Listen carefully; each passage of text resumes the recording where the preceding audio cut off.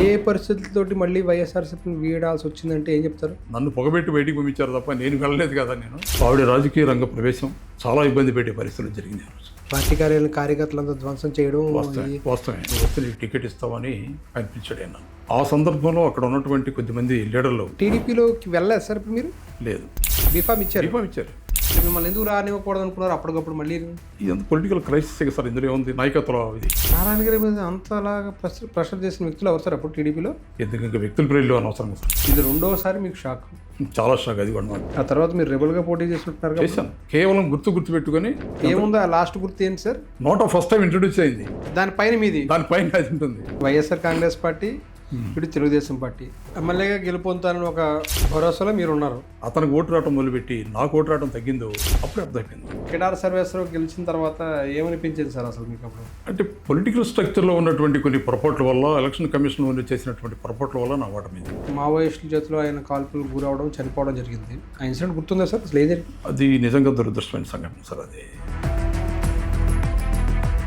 మళ్ళీ వైఎస్ఆర్సీపీలో ఎలా చేరారు? నేనే జగన్ గారి ఇంటికి వెళ్ళి లోటస్ పండ్లో వెళ్ళి జగన్ గారితో మాట్లాడాను. మళ్ళీ ఇలాంటి పొరపాటు రిపీట్ చేయం. వైఎస్సీపీకి ఉన్న పాత కేడర్ని కొత్త కేడర్ని మొత్తాన్ని కలుపుకొని చాలా పెద్ద స్థాయిలో తీసుకెళ్లి మళ్ళీ జగన్ గారి సమక్షంలో నేను పార్టీలో చేరాను. 2019 వచ్చే సమయానికి ఏమైంది సార్? మళ్ళీ మాధవ్ గారికి పార్లమెంట్ కోఆర్డినేటర్ని అనౌన్స్ చేశారు. వరుసగా మూడోసారి షాక్. రాజకీయాలు చూసేటప్పుడు ఏమనిపించింది సార్? ఒక బలమైన నిర్ణయం చేసుకుని ఏదేమైనా సరే జగన్మోహన్ రెడ్డి ఆయన ఇప్పుడు సీఎం అయ్యారు, కానీ మీకు దాదాపు ఒక 2 ఏళ్ళ వరకు ఎటువంటి పదవి లేదు. నేను ఎక్కడ పనికి వస్తానని మీరు అనుకుంటే అక్కడ పెట్టండి. పెద్ద స్థాయిలో లాబీ రన్ చేశాను జగన్మోహన్ రెడ్డి గారి వెనక అనౌన్స్ చేయమన్నాడు. అంతే. ఎస్టీ కమిషన్కి మొదటి చైర్మన్ మీరు. గిరిజనుల కోసం ఏం చేశారంటే 2 ఏళ్ళు ఏం చెప్తారు? ఎక్కడ బ్యాక్లాగ్ వేకెన్సీస్ ఉన్నాయో మొత్తాన్ని కూడా భర్తీ చేసుగలిగి నల్లమల అడవుల్లో ఉన్నటువంటి చించు కమ్యూనిటీని, ట్రైబల్ కమ్యూనిటీని మొత్తాన్ని కూడా బ్రిటిష్ వాళ్ళు టెర్రరైజ్ చేసి మైనింగ్ కోసం తరివేసి రకండి. దాదాపు 8,700 ఎకరాలు ప్రభుత్వం ద్వారా భూమి మీద పట్టాలు పెంచగలిగారు. జగన్మోహన్ రెడ్డి గారు ఎస్టీ కమిషన్గా మీరు చేసిన విధానాన్ని ఏమన్నారు సార్? గవర్నమెంట్లో ఉన్నటువంటి 14 డిపార్ట్మెంట్ల మొత్తానికి సపరేట్గా ప్రతిరోజుకి ఒకటి చొప్పున. అది నిజంగా జగన్మోహన్ రెడ్డి గారు చాలా బాగా అప్రిషియేట్ చేశారు. ఎస్టీ కమిషన్ యాప్ ఉంటుంది, అది క్రియేట్ చేసాం మేము. ఆ యాప్లోకి ఎంటర్ అయ్యి మీ సమస్యను మీరు చెప్పొచ్చు. అసలు చరిత్ర లేదు, ఏ కమిషన్ లేదు, మేము కాదు, ఎవరు చేయలేదు. దురదృష్టం తర్వాత వచ్చినటువంటి పరిస్థితులు. ఇప్పుడు యాప్ ఎక్కడుందో తెలియదు. సార్, రాజశేఖర రెడ్డి గారు మరణం 2009 సెప్టెంబర్ 2. ఆ తర్వాత మీ ప్రయాణం జగన్ గారి వెంట ఎలా నడిచింది సార్? అసలు రాజశేఖర రెడ్డి గారు తనయుడిగా మీరు జగన్ గారి వెంట నడిచారా, లేకపోతే ఎలాగా, ఏ విధంగా ఇన్సిడెంట్ జరిగాయి తర్వాత? రాజశేఖర రెడ్డి గారి తనయుడిగానే జగన్మోహన్ రెడ్డి గారితో నా ప్రయాణం ప్రారంభించింది. ఎందుకంటే రాజశేఖర రెడ్డి గారిని దగ్గరగా చూశాను. వారి ఆలోచన విధానానికి, ప్రజా సమస్యల పట్ల వారు స్పందించే తీరుకి చాలా తీవ్రంగా ప్రభావితం చేశాను నన్ను. సో రాజశేఖర రెడ్డి గారి కుమారుడుగా జగన్మోహన్ రెడ్డి గారు కూడా అదే తోవలో ప్రయాణం చేస్తారు. ఆ రోజు ఉన్నటువంటి రాజకీయ పరిస్థితులకు అనుగుణంగా జగన్మోహన్ రెడ్డి గారు తీసుకున్న నిర్ణయంలో మనం కూడా ఖచ్చితంగా భాగస్వాములు కావాలన్నటువంటి ఆలోచనతో అరకువేలి నియోజకవర్గంలో ఉన్నటువంటి దాదాపు 62 మంది సర్పంచులతోటి రాజీనామా చేయించి కాంగ్రెస్ పార్టీ నుంచి జగన్మోహన్ రెడ్డి గారి సమక్షంలో వైఎస్ఆర్సీపీలో జాయిన్ చేయించాను. సో వారితో నడవాలి, జగన్మోహన్ రెడ్డి గారు అడుగులు వేయాలి, రాజశేఖర రెడ్డి గారి తనయుడిగా జగన్మోహన్ రెడ్డి గారు ఆయన తరహా పరిపాలన అందిస్తారా రాష్ట్ర ప్రజానీకానికి అన్నటువంటి ఒక బలమైనటువంటి ఆలోచనతోటే వారితో అడుగులు వేశారు. ఆ క్రమంలో మీరు వైఎస్ఆర్సీపీలో చేరిన సందర్భంలో ఎంతకాలం సార్ ఆ పార్టీలో అప్పుడు కొనసాగారు? అది ఏ పరిస్థితులతోటి మళ్ళీ వైఎస్ఆర్సీపీని వీడాల్సి వచ్చిందంటే ఏం చెప్తారు? వాస్తవంగా పార్టీ పెట్టినటువంటి కొత్తలో స్వయంగా జగన్మోహన్ రెడ్డి గారు అరకువేలి నియోజకవర్గానికి కోఆర్డినేటర్గా నన్ను వేశారు. దాదాపు 2 సంవత్సరాల కాలం విశేషంగా కృషి చేశాను నేను. ఇవాళ డిస్టర్బ్ జోన్ ప్రాంతాల్లో కూడా పెదవేలు మండలం, హుక్కుంపేట మండలం, ముంచుపుట్టు మండలం, ఇలాంటి మండలాల్లో కూడా పార్టీని మారుమూల గ్రామాల్లో కూడా తీసుకెళ్ళి విస్తృతమైనటువంటి ప్రచారం చేశాను. థ్రెట్ ఉంటుందని ఎప్పుడు భయం ఏం లేదు సార్ మీకు? నాకు ఒక ధైర్యం ఏంటంటే నా నిజాయితీ, ప్రజల పక్షాన ప్రజల గొంతుగా నిలబడతానని అన్నట్టు ఒకటి ధైర్యం. నాకు ఎక్కడ పొరపాటు చేయను, అవినీతిని అంటనివ్వను నేను. అది నా ధైర్యం. అందుకు అలాంటి ప్రాంతాలకు కూడా ఒక్కడిని వెళ్ళేవాడిని, ధైర్యంగా వెళ్ళేవాడిని. అక్కడ ఉన్నటువంటి సమస్యల్ని ప్రభుత్వాల దృష్టిలో తీసుకెళ్ళి ఆ సమస్యలను పరిష్కరించడానికి విశేషంగా కృషి చేసేవాడిని. 2-2.5 సంవత్సరాలు చాలా కష్టపడి పనిచేశాను పార్టీ కోసం. మారుమూల ప్రాంతాలలో కూడా వైఎస్ఆర్ కాంగ్రెస్ పార్టీ జెండా గుంజివాడ లాంటి ప్రాంతాలు, అంటే పెదబయలు మండల హెడ్ క్వార్టర్ నుంచి దాదాపు 24 కిలోమీటర్ల లోపలికి వెళ్ళాలి. కాలిబాటన గడ్డలు దాటుకుంటూ నడిచిన ప్రాంతాలు ఉన్నాయి. ఇంకా మారుమూల ప్రాంతాల్లో గుర్రాల మీద ప్రయాణం చేసిన రోజులు ఉన్నాయి, గాడిదల మీద ప్రయాణం చేసిన రోజులు ఉన్నాయి. అలాంటి ప్రాంతాల్లో కూడా వెళ్ళి వైఎస్ఆర్ కాంగ్రెస్ పార్టీ జెండా ఎగరేసి జగన్మోహన్ రెడ్డి గారి నాయకత్వాన్ని గ్రామానికి కూడా గిరిజన ప్రజానీకానికి ప్రయత్నం చేశాను నేను. అంత కష్టపడి పనిచేసిన తర్వాత చాలా ఒడిదుడుకులు రాజకీయంగా. ఆ తర్వాత జరిగినటువంటి పరిణామాల్లో టికెట్ నిరాకరణ జరిగింది. నాకు ఊహించాల, కల్లో కూడా ఊహించాల. ఒక రకంగా ఇప్పుడు ఆలోచిస్తుంటే జగన్మోహన్ రెడ్డి గారిని ఆ విధంగా ఆ పరిస్థితికి తీసుకొచ్చినటువంటి కొద్దిమంది పెద్దలు, ప్రధానంగా ఆ రోజు పార్లమెంట్ సభ్యులుగా ఉన్నటువంటి కొత్తపల్లి గీత, ఆవిడ రాజకీయ రంగ ప్రవేశం, అప్పుడు జరిగినటువంటి రాజకీయ పరిస్థితులు చాలా ఇబ్బంది పెట్టే పరిస్థితులు జరిగినాయి ఆ రోజు. దానివల్ల టికెట్ నిరాకరించినప్పుడు కార్యకర్తలు మొత్తం కూడా విపరీతమైనటువంటి బాధపడ్డారు, చాలా బాధపడ్డారు. ఆ సందర్భంలో కొంత దూరమైనటువంటి మాట పార్టీకి వాస్తవమే. అంటే అప్పట్లో ఏదో ఒక ఇన్సిడెంట్ కూడా నాకు గుర్తు సార్, ఏదో పార్టీ కార్యాలయం ధ్వంసం చేసినట్టుగా ఏదో నేను విన్నాను. అది నాకు గుర్తు బాగాను. పార్టీ కార్యాలయం కార్యకర్తలంతా ధ్వంసం చేయడం, వాస్తవమే. అది పార్టీ అధిష్టానం దృష్టిలో కూడా నెగిటివ్గా, మరింత నెగిటివ్గా వెళ్ళింది అనేది విన్నా. ఏం జరిగింది సార్ అప్పుడు? వాస్తవేనండి. తర్వాత తెలుగుదేశం వాళ్ళు ఒకసారి పిలిచి టికెట్ ఇస్తామని మాట్లాడారు. నారాయణ, ఈరోజు మంత్రిగా ఉన్నటువంటి నారాయణ, ఆ రోజు అర్ధరాత్రి 2 గంటలకు నాకు కాల్ చేసి, నువ్వు గెలుస్తావు, ఎమ్మెల్యేగా గెలుస్తావు, ఏ టికెట్ ఇచ్చినా నువ్వు గెలుస్తావు, నువ్వు వస్తే నీకు టికెట్ ఇస్తావని ఆయన పిలిచాడు. ఆయనే పిలిచాడు. నేను టచ్లోకి వెళ్ళాలి, ఆయన నాతో టచ్లోకి వచ్చాను. వచ్చిన తర్వాత ఆ సందర్భంలో అక్కడ ఉన్నటువంటి కొద్దిమంది లీడర్లు వాళ్ళని రెచ్చగొట్టి అరకులో ఉన్నటువంటి నా ఫామ్ హౌస్ పైనకి పంపించారు. తర్వాత దాన్ని కొంత ధ్వంసం చేయడం, కాల్చడం, ఇలాంటి కార్యక్రమాలు జరిగినాయి. దాన్ని నేను పెద్ద సీరియస్గా తీసుకోవాలి. అంటే మీ మీద దాడి జరిగిందా, లేకపోతే పార్టీ కార్యాలయం ధ్వంసం చేసినట్టుగా? నేను అసలు లేను, ఆ రోజు హైదరాబాద్లో ఉన్నాను నేను. అంటే మీరు ఏర్పాటు చేసిన కార్యాలయం మీ ఫామ్ హౌస్లోనే? మా ఫామ్ హౌస్లోనే. అది ఇన్సిడెంట్. ఆ తర్వాత మ్యాక్సిమం నా 1 వీక్ ఆ తర్వాత అర్థమైంది నాకు, వాళ్ళు పార్టీ టికెట్ కూడా తిరస్కరించాలన్నప్పుడు ఇమీడియట్గా నేను సైలెంట్ అయిపోయాను. సైలెంట్ అయిపోయి ఇండిపెండెంట్గా అర్థం అసలు అన్నటువంటి ప్రెషర్ నా మీద బలంగా వచ్చింది నాకు. టీడీపీలోకి వెళ్ళలేదు సార్ ఇప్పుడు మీరు? నో, టీడీపీకి వెళ్ళలేదు. లేదు. వైఎస్ఆర్సీపీని వీడారు కానీ టీడీపీలోకి ఆహ్వానం వచ్చింది మాత్రమే. ఆహ్వానం వచ్చింది, వాళ్ళతో సంప్రదింపులు చేశారు నాతో. వాళ్ళు బీఫామ్ చేతికి ఇచ్చారు. బీఫామ్ ఇచ్చారు నామినేషన్ ఇవ్వని ఇచ్చి మళ్ళీ సబ్స్టిట్యూట్ బీఫామ్ రిలీజ్ చేశారు. ఏం జరిగింది సార్ అప్పుడు? బీఫామ్ ఇవ్వడానికి అంటే మళ్ళీ వేరే వ్యక్తికి బీఫామ్ సిద్ధం చేయడానికి మధ్యలో ఏం జరిగింది అసలు?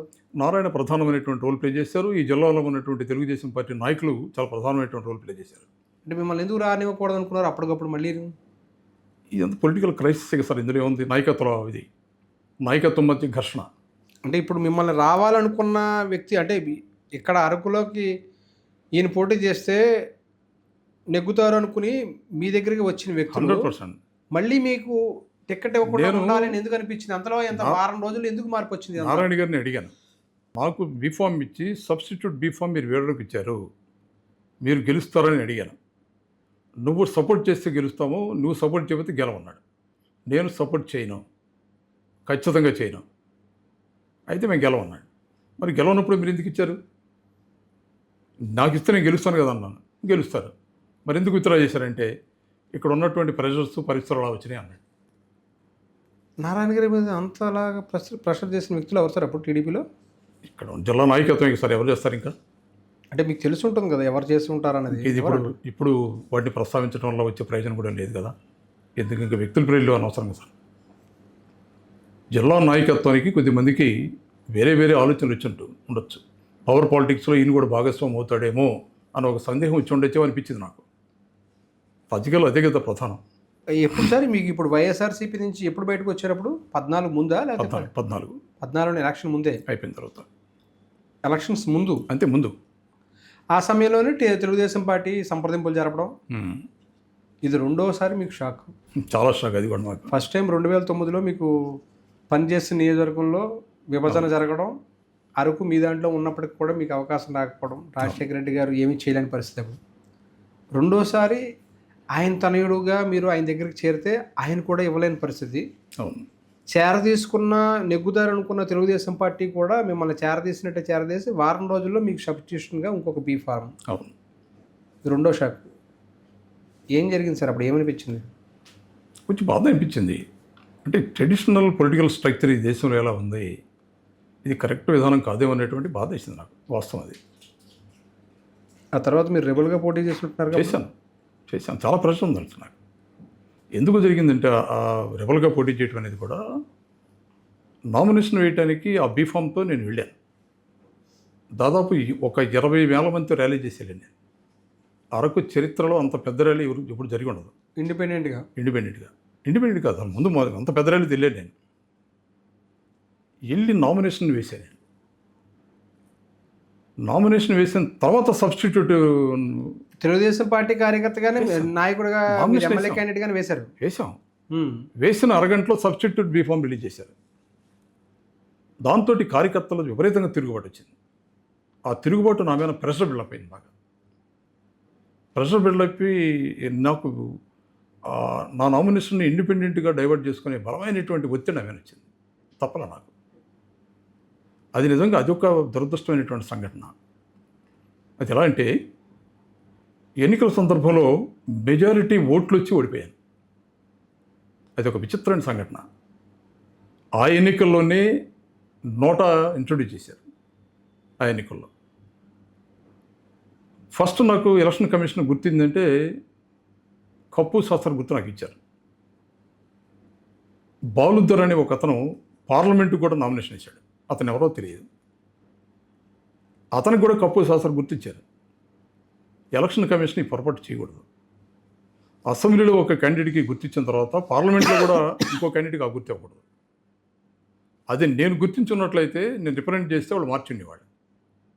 బ్యాలెట్ పేపర్ రిలీజ్ అయిన దాకా అది ఇంకోళ్ళకి ఇచ్చారన్న సంగతి మాకు తెలియదు.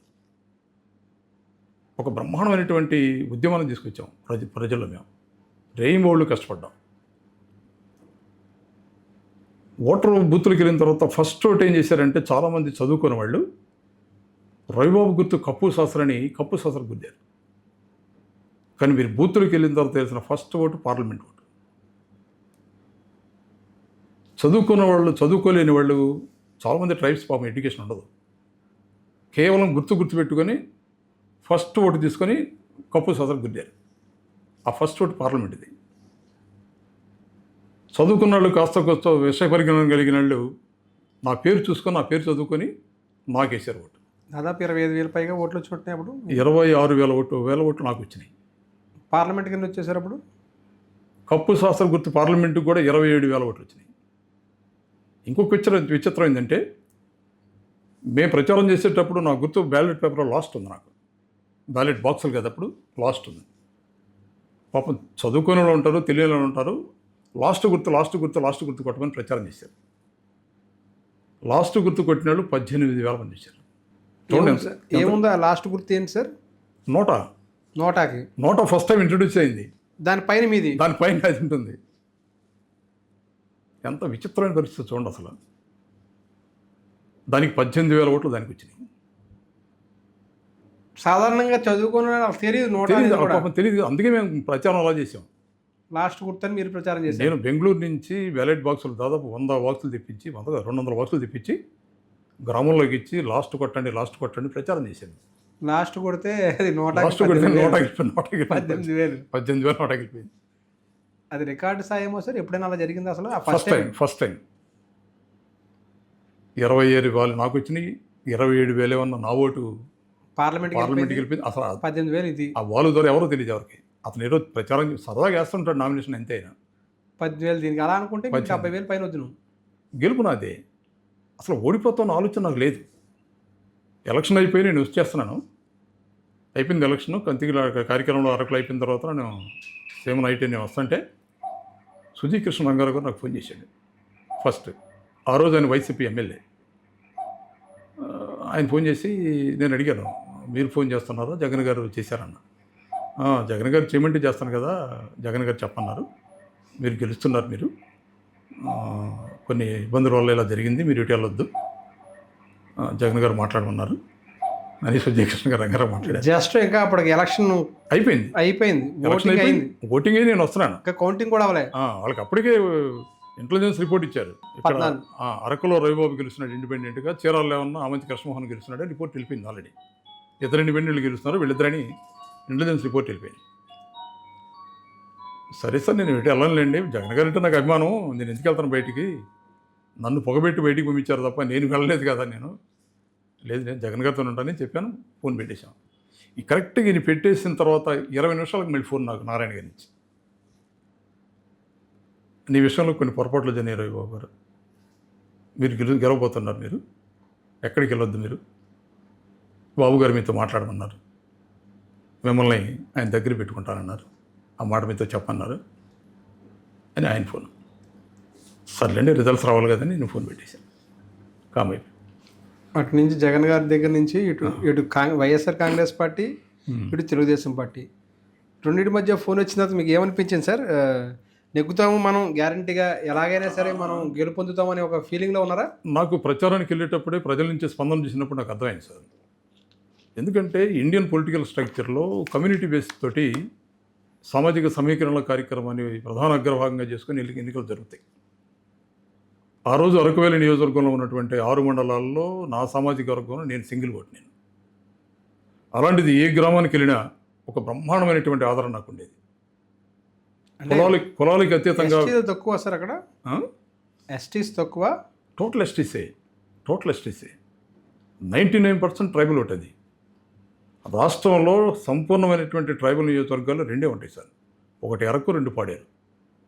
మిగిలినటువంటి 5 ట్రైబల్ నియోజకవర్గాలు ఓటే అంటే నాకు అర్థం కాలేదు. నా కమ్యూనిటీ నేను చెప్పేది, నా కమ్యూనిటీ మళ్ళీ ఎస్టీలో నా కమ్యూనిటీ అనేది సింగిల్ ఓట్.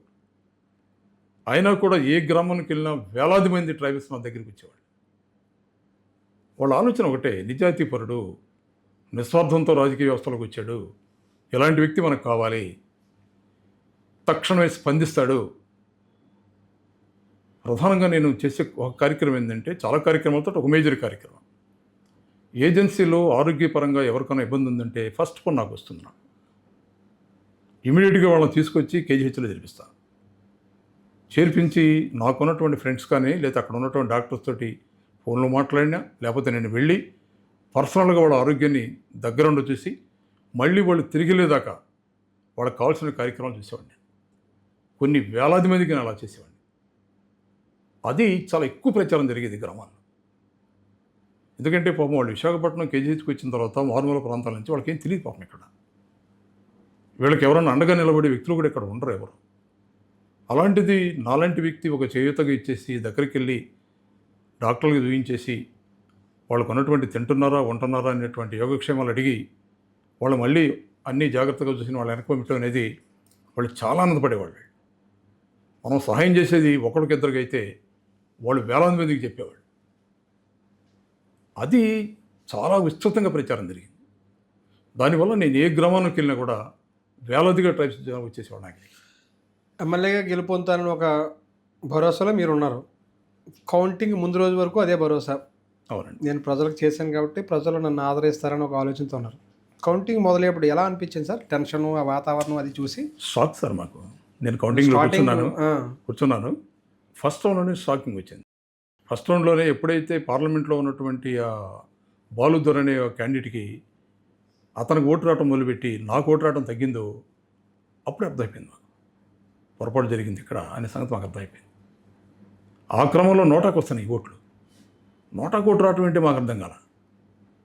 అప్పుడే అర్థమైంది. ఫస్ట్ రౌండ్ 2 రౌండ్ అయిపోయేటికి అర్థమైపోయింది మాకు పొరపాటు జరిగింది, మనం గుర్తించలేకపోవడం మన పొరపాటు ఇది. ఎలక్షన్ కమిషన్ వాళ్ళు గుర్తించాలి, కనీసం ప్రిసైడింగ్ ఆఫీసర్స్ వాళ్ళు కూడా తెలియకుండా వాళ్ళు, ఎందుకంటే అసెంబ్లీలో ఉన్నటువంటి ప్రిసైడింగ్ ఆఫీసర్స్, పార్లమెంట్లో ఉన్నటువంటి ప్రిసైడింగ్ ఆఫీసర్స్ వాళ్ళు మాట్లాడుకొని గుర్తులు కేటాయింపు చేసుకోవాలి. వాళ్ళు చేసినటువంటి టెక్నికల్ పొరపాట్లు గుర్తించలేకపోవటం మా పొరపాటు వల్ల మనం బాధ్యతలే చివరికి ఆ రోజు ఓడిపోయారు. ఓడిపోయినారు. సింపుల్గా ఓడిపోయాను. బయటకు గెలుస్తూ ఉన్నటువంటి ఆశతోటి అరకు నుంచి మంచిపుట్టు లాంటి ప్రాంతాల నుంచి మారుమూల ప్రాంతాల నుంచి వేలాదిగా వచ్చారు గెలుస్తామని సెలబ్రేషన్ చేసుకోవాలని. ఈ ఓటమి చేసిన తర్వాత వీళ్ళందరూ రోడ్ల మీద ఏడవటం వాళ్ళు పెట్టేశారు. ఎందుకు ఓడిపోతాం మనం, ఎలా ఓడిపోతాం మనం అని. గ్రామాలు మనం ఓట్లేసాం కదా, మనం ఎలా ఓడిపోతామని అందరూ ఇక్కడే బొల్లయ్య కాలేజీ గ్రౌండ్లో రోడ్ల మీద పడి ఏడవటం వాళ్ళు పెట్టారు. అది నిజంగా కన్నీరు పెట్టుకునే దృశ్యం. అది చాలా బాధ వేసింది నాకు ఆ రోజు. నెగ్గాల్సిన మీరు ఓడిపోయారు. ఓడిపోవాల్సిన స్థానంలో ఉన్న కిడారి సర్వేశ్వరరావు వైఎస్ఆర్సీపీ నుంచి నెగ్గాడు. మీరు అనుకోకుండా తెలుగుదేశం లెవెల్గా గెలిచినా అనుకోకుండా వైఎస్ఆర్సీపీ గెలవడానికి అది టెక్నికల్గా మీ వల్ల దోహదపడింది. అవును. కిడారి సర్వేశ్వరరావు గెలిచిన తర్వాత ఏమనిపించింది సార్ అసలు మీకు అప్పుడు? మీరు ఓడిపోయారు, కిడారి సర్వేశ్వరరావు గెలిచాడు. ఆయన అంటే పొలిటికల్ స్ట్రక్చర్లో ఉన్నటువంటి కొన్ని పొరపాట్ల వల్ల, ఎలక్షన్ కమిషన్ నుండి చేసినటువంటి పొరపాట్ల వల్ల నా ఓటమిది. ప్రజల అభిమానం లేక కాదు కదా నా ఓటమి. అప్పుడు అరకులో ఒక మీడియా కాన్ఫరెన్స్ పెట్టి నేను చాలా క్లియర్గా చెప్పాను. ఓట్ బ్యాంక్ ఏ విధంగా వచ్చింది, నోటాకి ఏ విధంగా ఓటు వెళ్ళింది, పార్లమెంట్లో సేమ్ గుర్తు ఎలక్షన్ కమిషన్ ఇవ్వటం వల్ల అతనికి ఎలా ఓట్లు వెళ్ళిపోయినాయి. అందువల్ల ఎవరు నిరుత్సాహపడాల్సిన అవసరం లేదు. ప్రజలు ఓట్లేసి మనం ఓడిపోయాం. ఓడిపోయినా కూడా ఎల్లప్పుడూ మీకు అందుబాటులో ఉంటాను, మీ యోగక్షేమాల్లో నేను కూడా బాధ్యత తీసుకుంటానని ప్రజలకు నేను ఆ రోజు పిలిపించాను సార్. నేను ఆ తర్వాత వైఎస్ఆర్సీపీ ఎమ్మెల్యే గెలిచిన కిడారి సర్వేశ్వరరావు తెలుగుదేశం పార్టీ వైపు వెళ్ళిపోయాడు. ఏం జరిగింది సార్ ఆ ఎపిసోడ్? అయినా మీకు గుర్తుందా అసలు ఏం జరిగింది? అసలు ఆ సమయంలో దాదాపుగా 23 మంది ఎమ్మెల్యేలని తెలుగుదేశం పార్టీ అధికారంలోకి వచ్చిన తర్వాత 2014 తర్వాత తీసుకోవడం జరిగింది. అందులో కొంతమంది ఎమ్మెల్యేలకి మినిస్టర్ పదవి కూడా ఇవ్వడం జరిగింది. ఏం జరిగింది సార్ అప్పుడు వెళ్ళిపోయిన సందర్భంలో? వైఎస్ఆర్సీపీ నేతలు కానీ, స్థానికంగా ఉన్న వైఎస్ఆర్సీపీ నేతలు కానీ, లేకపోతే జిల్లాలో ఉన్న నాయకులు కానీ మీతో మాట్లాడడం జరిగింది? ఎవరైనా ఇలా జరిగి ఉండకూడదు, ముందు ఊహించలేదని కానీ? అంటే వాస్తవం చెప్పాలంటే ఆ క్రమంలో నేనైతే చాలా కామ్గా ఉన్నాను. ప్రజలతో సంబంధాలు మెదులుకుతాను తప్ప ఈ రాజకీయ పార్టీలతో అయితే సంబంధం లేకుండా కొంచెం దూరంగా ఉన్నమాట వాస్తవం. నేను దాదాపు 2-2.5 సంవత్సరాలు కొంచెం దూరంగానే ఉన్నాను. ఏ పార్టీకి లేరు? లేదు, అసలు లేదు. ఎవరు మాట్లాడారా సార్ మీతో? ఇప్పుడు ఆ ఇన్సిడెంట్ సమయంలోనూ ఆయన తెలుగుదేశం పార్టీ వెళ్ళిపోయిన తర్వాత ఇక్కడ నాయకత్వ లోపం రావడం అరకుకి లేదు, అక్కడ ఏం అనిపించలేదా? ఎవరూ మాట్లాడలేదు. అప్పుడు మరి ఎవరు అరుపుని చూసుకున్నారు సార్? వైఎస్ఆర్సీపీ తరపు నుంచి ఎవరు మాట్లాడలేదు? ఎవరు నాతో సంప్రదించే పరిస్థితి లేదండి. నేను అసలు మాట్లాడే అవకాశం కూడా నేను ఇవ్వలే. ఇంకా ఆ తర్వాత వాళ్ళు ఎవరు సంప్రదించాలో ఒకరు సంప్రదించిన అయితే కూడా వాళ్ళ దగ్గరికి వెళ్ళే అవకాశం అయితే నేను చేయను. ఆ తర్వాత 2018 సెప్టెంబర్ 23 అనుకుంటా ఆయన టీడీపీలోకి చేరిన తర్వాత ఎలా ఉంది? మావోయిస్టుల చేతిలో ఆయన కాల్పులు గురవడం, చనిపోవడం జరిగింది. ఆ ఇన్సిడెంట్ గుర్తుందా సార్? అసలు ఏం జరిగింది? అది నిజంగా దురదృష్టమైన సంఘటన సార్ అది. ఎందుకంటే ఆ రోజులో అరకులో ఉన్నటువంటి మా ఫామ్లో కార్యకర్తలతో కొద్దిమందితో మీటింగ్ పెడుతుంటే మాకు దగ్గరలోనే ఇన్సిడెంట్ జరిగింది. ఎంత దూరం సార్ మీకు అది? కొంచెం దూరం, పెద్ద దూరం కాదు, దగ్గరలో జరిగింది. ఎందుకంటే డుమ్రిగూడకి ఆ మండలం హెడ్ క్వార్టర్ పక్కనే జరిగింది. అది జరిగినప్పుడు చాలా షాక్ అయ్యాం మేము. ఎంతసేపట్లో వచ్చింది మీకు ఇన్సిడెంట్ సమాచారం? అది మీడియా న్యూసే. మీడియా ద్వారా వెంటనే మాకు వితిన్ 15 మినిట్స్లో మాకు న్యూస్ వచ్చేసింది సార్. వచ్చినప్పుడు మేము చాలా షాక్ గురయ్యాం. ఏంటి ఎలా జరిగింది, ఇలా జరగకూడదు, ఇలాంటి ఎందుకు జరుగుతున్నాయి అనేది అంటే మావోయిస్టుల ప్రభావిత ప్రాంతం అయినప్పుడు కూడా ఎప్పుడు ఈ మధ్య కాలంలో ఒక 10-15 ఏళ్ళు బట్టి అలాంటి లేదు. ఎప్పుడు లేదండి. ఎమ్మెల్యేని టార్గెట్ చేసుకునేంతగా ఎప్పుడు లేదు. అప్పుడు అవును, ఫస్ట్ టైం ఎమ్మెల్యేని టార్గెట్ చేసి మావోయిస్టులు కాల్పులు జరపడం దురదృష్టం. అలాంటి జరగకూడదు సంఘటన జరిగింది అప్పుడు. తర్వాత మీరందరూ రాజకీయ నేతలుగా మీరందరూ ఏం చేశారు సార్? అంటే ఏమైనా ప్రభుత్వం దృష్టికి వెళ్ళడం కానీ? మీరు చేసేది ఏముంది, ఇంకా జనరల్గా మేము మాట్లాడాము, ఎలాంటి సంఘటనలు జరగకూడదు, ప్రజాస్వామ్యబద్ధంగా ఉండాలి తప్ప ఇలాంటి కార్యక్రమాలు కరెక్ట్ కాదన్న అభిప్రాయాన్ని వ్యక్తం చేశాము మేము. అంతకన్నా ఆ పరిస్థితుల్లో చేయగలిగింది కూడా ఏం లేదు సార్ ఎవరు కూడా అక్కడ. ఆ తర్వాతైనా సార్ మళ్ళీ మీరు టీడీపీని అప్పటికే వీడి సైలెంట్గా ఉన్నారు? టీడీపీలో అసలు లేను సార్ నేను. ఎలక్షన్ సమయంలోనే మాత్రమే అంతే. టికెట్ బీఫార్మ్ టికెట్ ఇచ్చినప్పటికి కూడా వాళ్ళు వెనక్కి తీసుకున్నారు కాబట్టి అంతే. సో మళ్ళీ వైఎస్ఆర్సీపీలో ఎలా చేరారు? ఎవరి దగ్గర నుంచి కబురు వచ్చింది మీకు? ఏ సమయంలో చేరారు అసలు? తర్వాత నేనే అప్రోచ్ అయ్యాను వైఎస్ఆర్సీపీని. నేనే అప్రోచ్ అయ్యి నేను పార్టీలో చేరతాను, చిన్న పొరపాటు జరిగిన మాట వాస్తవమే, జగన్ గారితో ఉండాలనేది నా బలమైన కోరిక, అని అప్రోచ్ అయితే జగన్ గారు వెల్కమ్ చేశారు. ఏ సందర్భంలో సార్ ఆయన 2018 ఎప్పుడు అది? 18 కదా, 17లోనే చేరాను. ఉమ్, 17లోనే చేరాను. నేనే జగన్ గారి ఇంటికి వెళ్ళి లోటస్ పండ్లో వెళ్ళి జగన్ గారితో మాట్లాడాను. ఉమ్, ఆ రోజున అక్కడ విజయారెడ్డి గారు కూడా ఉన్నారు. ఆ రోజున మాట్లాడితే జగన్ గారితో సుదీర్ఘమైన డిస్కషన్ జరిగి పొరపాటు జరిగిందన్న, మళ్ళీ ఇలాంటి పొరపాటు రిపీట్ చేయం, ఇంకా శాశ్వతంగా మీతోనే ఉంటాం, అందులో ఏం సందేహం లేదు అంటే ఆయన కూడా మనస్ఫూర్తిగా ఆహ్వానించారు. ఆహ్వానించి వారే అన్నారు, ఏదో ఒకటి పోటీ చేద్దున్నాను, ఎమ్మెల్యేగాని ఎంపీగాని ఏదో ఒకటి పోటీ చేద్దున్నాను, వచ్చి జాయిన్ అయిపోయింటాను. ఆ తర్వాత రాయలసీమలో చిత్తూరు జిల్లాలో ఆయన పర్యటన ఉన్నప్పుడు మొత్తం ఇక్కడ ఉన్నటువంటి కేడర్ మొత్తాన్ని మళ్ళీ, ఎందుకంటే ఆ రోజున మళ్ళీ వైఎస్సీపీకి ఉన్న పాత కేడర్ని కొత్త కేడర్ని మొత్తాన్ని కలుపుకొని చాలా పెద్ద స్థాయిలో తీసుకెళ్ళి మళ్ళీ జగన్ గారి సమక్షంలో నేను పార్టీలో చేరాను. అప్పట్లో 2019 ఎలక్షన్ సమయానికి మీ పేరు పాడేరు అంటే దానికి ఎంపీగా వినిపించిందంట. అంటే పాడేరు సంబంధించి మళ్ళీ ఆయన అంటే అరకు ఎంపీ, అవునండి. పాడేరు ఎమ్మెల్యే కానీ అరకు ఎంపీ కానీ వినిపించింది. ప్రధానంగా అరకు ఎంపీ కిందే మీ పేరు ఎక్కువగా వినిపించింది. ఎందుకు సార్? మళ్ళీ 9లో మిస్ అయింది, 14లో మిస్ అయింది, 19కి వచ్చాడు కూడా మళ్ళీ మిస్ అయింది. అంటే రాజకీయాల్లో మీకు అనుభవం ఉంది. బేసిక్గా ఇండియన్ పొలిటికల్ స్ట్రక్చర్లో చాలా డైమెన్షన్స్ ఉంటాయని సంగతి మీకు తెలుసు. మీకు మనం అనుకున్నట్టు జరగవు. ఎందుకంటే అంతకుముందు కూడా జగన్మోహన్ రెడ్డి గారు సాలూరు పోటీ చేయమని నన్ను అడిగారు. ఎందుకంటే అది పూర్తిగా ట్రైబల్ కాన్స్టిట్యున్సీ కాదు. 17లోనే సార్? ఎప్పుడుది? 14 సందర్భంలోనే. 14 సందర్భాలు. అప్పటికి రాజన్న దొర గారు పార్టీలో జాయిన్ అవ్వాలి. సుజయకృష్ణ రంగారావు గారు పార్టీలో ఉన్నారు ఆ రోజుకి.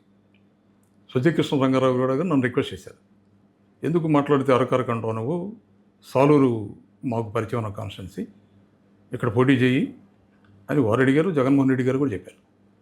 నేను చెప్పాను జగన్ గారికి. ఏం చెప్పారు జగన్ గారు? సాలూరు ఎందుకు పోటీ చేయడం? సాలూరు కానీ పాడేరు కానీ పోటీ చేయమని అడిగాను.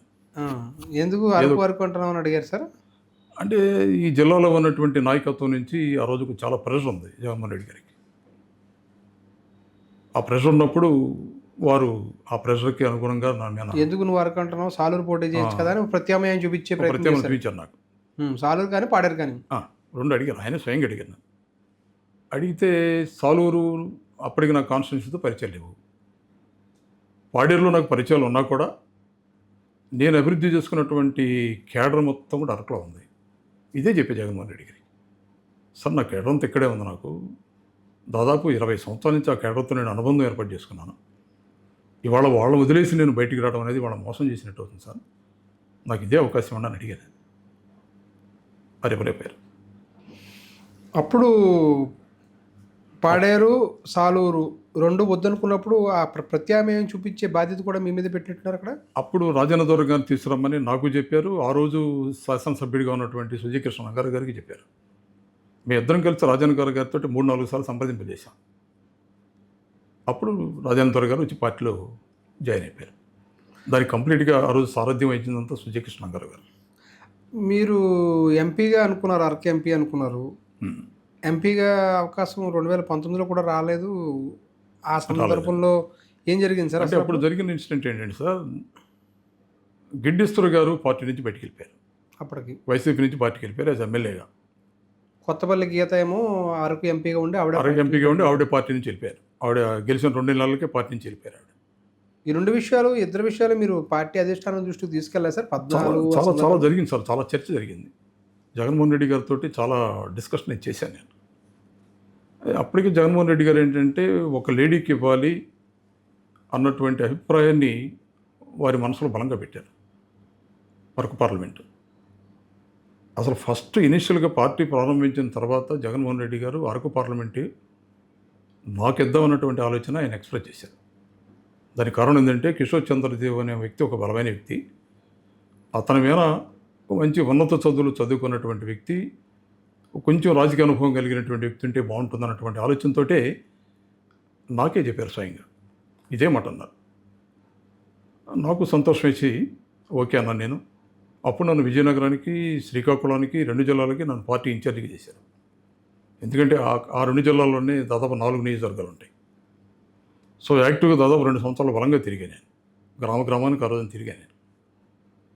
ఆ తర్వాత ఎప్పుడైతే కొత్తపల్లి గీత గారు ఎంటర్ అయ్యారో, సో జరిగిన పరిణామాలు, వారు జగన్మోహన్ రెడ్డి గారిని కన్విన్స్ చేసిన తర్వాత కొత్తపల్లి గీత గారిని అనౌన్స్ చేశారు.